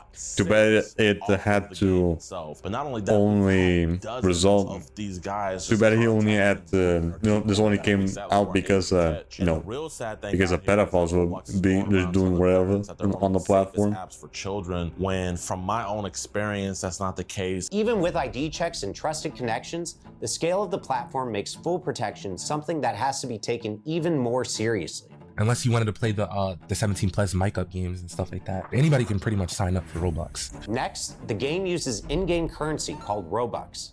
Players use Robux to buy rare accessories and customize their avatars, and many lower levels are obsessed with it. The lawsuits point out these players even say they the whole thing with the avatar though, I think that Roblox is also implementing a system where you can like report an avatar for being like not safe work and then it just immediately gets fucking nuked. Moderators working 24/7, plus advanced filters blocking unsafe content. The reality looks very different. For starters, Roblox has hosted many games with questionable themes, including Creekrat talked about that. Yeah, exactly. Shower Simulator, and Bloody Battles. The fact that these games even exist. I think there's some fault into that. I think it just goes straight to just any female like avatars, whether or not they're not safe for work or whatever. 78 million users log in every day. The platform processes more than 50,000 chat messages every second. Roblox claims its AI and human reviewers scan all of it: text, audio, and images. But here's the problem. The company allegedly employs only about 3,000 moderators. Compare that to TikTok, roughly 3 times Roblox's daily users, but over 13 times the number of moderators on staff. The reason for the lack of moderators is allegedly due to Roblox's focus on growth over safety. In fact, 8 current they're trying to cheapen out to make more money. Describe ignored requests for more resources, backlogs of incident reports, and even a manager quitting after promised hires never showed up. Some say protective features they suggested, like pop-up warnings, were rejected, and safety settings, like blocking strangers in chat, were switched off by default. Once again, Roblox points to AI. I might have heard of the whole default thing. Employees admit the probably. tech still misses the subtle That's still signs crazy of though. unsafe behavior, and the gaps aren't small. The filters block words like Snapchat or Discord, but people get around them by using emojis or by tweaking the spelling a little. Even phone numbers are apparently blocked if you type the digits, but not if you just spell them out. The lawsuits argue that these kinds of loopholes prove Roblox knows the risks of off-platform communication, yet it still leaves these obvious workarounds wide open. In court, the usual defense might not save Roblox. Most platforms lean on a law called Section 230 of the Communications Decency Act, and that law protects websites and apps from being sued over what their users post. That's why Instagram or YouTube don't get dragged into that's what happens with like the YouTube thing, harmful. But the or just Roblox aren't just about like the developers for VR chat on getting sued for all the shit that's going on there. Roblox designed the platform in risky ways, marketed it as safe, and then ignored clear warning signs. And at least one court has already said Section 230 doesn't cover misrepresentation. So if Roblox tells parents this is safe and it's not, that responsibility falls on Roblox, not the users. That's why these lawsuits matter to me. They represent more than just a few individual complaints. Yeah, because you can't just blame the users on almost everything. You'll let this shit slide. They're not doing anything about it. Hurting younger players. Now multiple cases are moving forward, and a jury will have to decide if Roblox should be held responsible. And if the plaintiffs win, the fallout could be huge, because it would set precedents that might force Roblox and other platforms like it to overhaul how they verify users and protect younger audiences. And I don't know how this video will perform or how many people will reach, because YouTube flags and restricts videos on this topic. It's kind of scary because people or just anything with pedophiles in general. Information on this, but we feel like it's our duty to make sure that everyone knows. If you or someone you know needs help, reach out to us. Thank you for watching. Right, but the whole situation is fucking crazy though. Christ. I remember the creator of Roblox, Meep City, got caught as being stupid because they made sexual images of Boo Yoshi.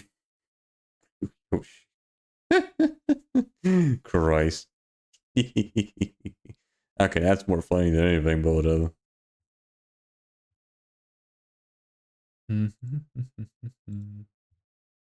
But yeah, I think that should do for today though. The whole Roblox thing is still fucking crazy though. At least they're actually doing something about it, but still. They probably still need to do a lot more work to get it properly functional or whatever. But yeah, that'll be it for today. Today was actually a pretty short stream, not gonna lie. Was just because there wasn't that much left to, you know, buy. Right, if I knew, I probably would have done this maybe in the previous stream, I don't know. But maybe not, I don't know. But always. Point of all this though is that we're finally done with the PS3 version of Need for Speed Rivals, right? We're probably gonna be doing the exact same shit on PS4 though. At least now we can actually do some other stuff besides you know, this game, this one game in particular. Right, so yeah, we can finally start doing more Scavenger stuff again. At least for the time being, yeah. So we're gonna be going through Superchargers and Imaginaires. Then once we're done with those two, we're gonna move on to the next online game, which is Sonic All-Stars Racing, which probably isn't gonna take as long to go through. Yeah, definitely not. We'll see. But next stream though shall be tomorrow, where we all could be continuing on. Where we let off with more GTA 4. Right. Last we let off, let's see. We finished off with the main story of the first DLC, The Lost and Damned. And now we have to go through like this extra side stuff before we move on to the last DLC, which is the Ballad of Gay Tony. I think the side stuff might take a little bit because we also need to increase the likeness of two of our friends. Although we can probably work on that while we work on also the side missions they have to also win and also do. Like what we did in the main campaign. Right, so we might take a bit before we move on to the next DLC. But I think we can probably start doing the next DLC next session. Yeah, probably. We'll see. But again, next stream shall be tomorrow at 9:30 PM GMT1, hopefully, on that time. If nothing bad happens at work. Where we are going to be continuing on where we let off more GTA 4.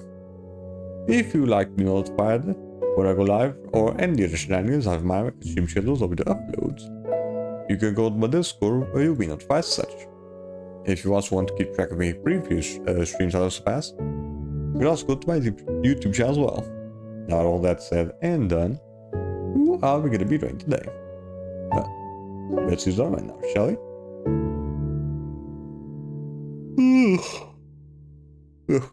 What do we have here?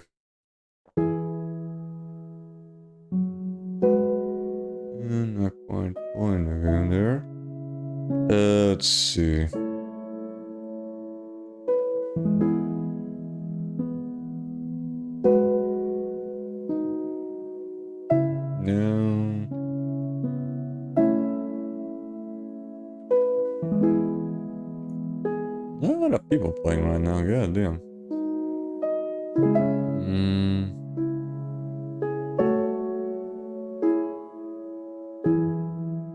Yeah, why not?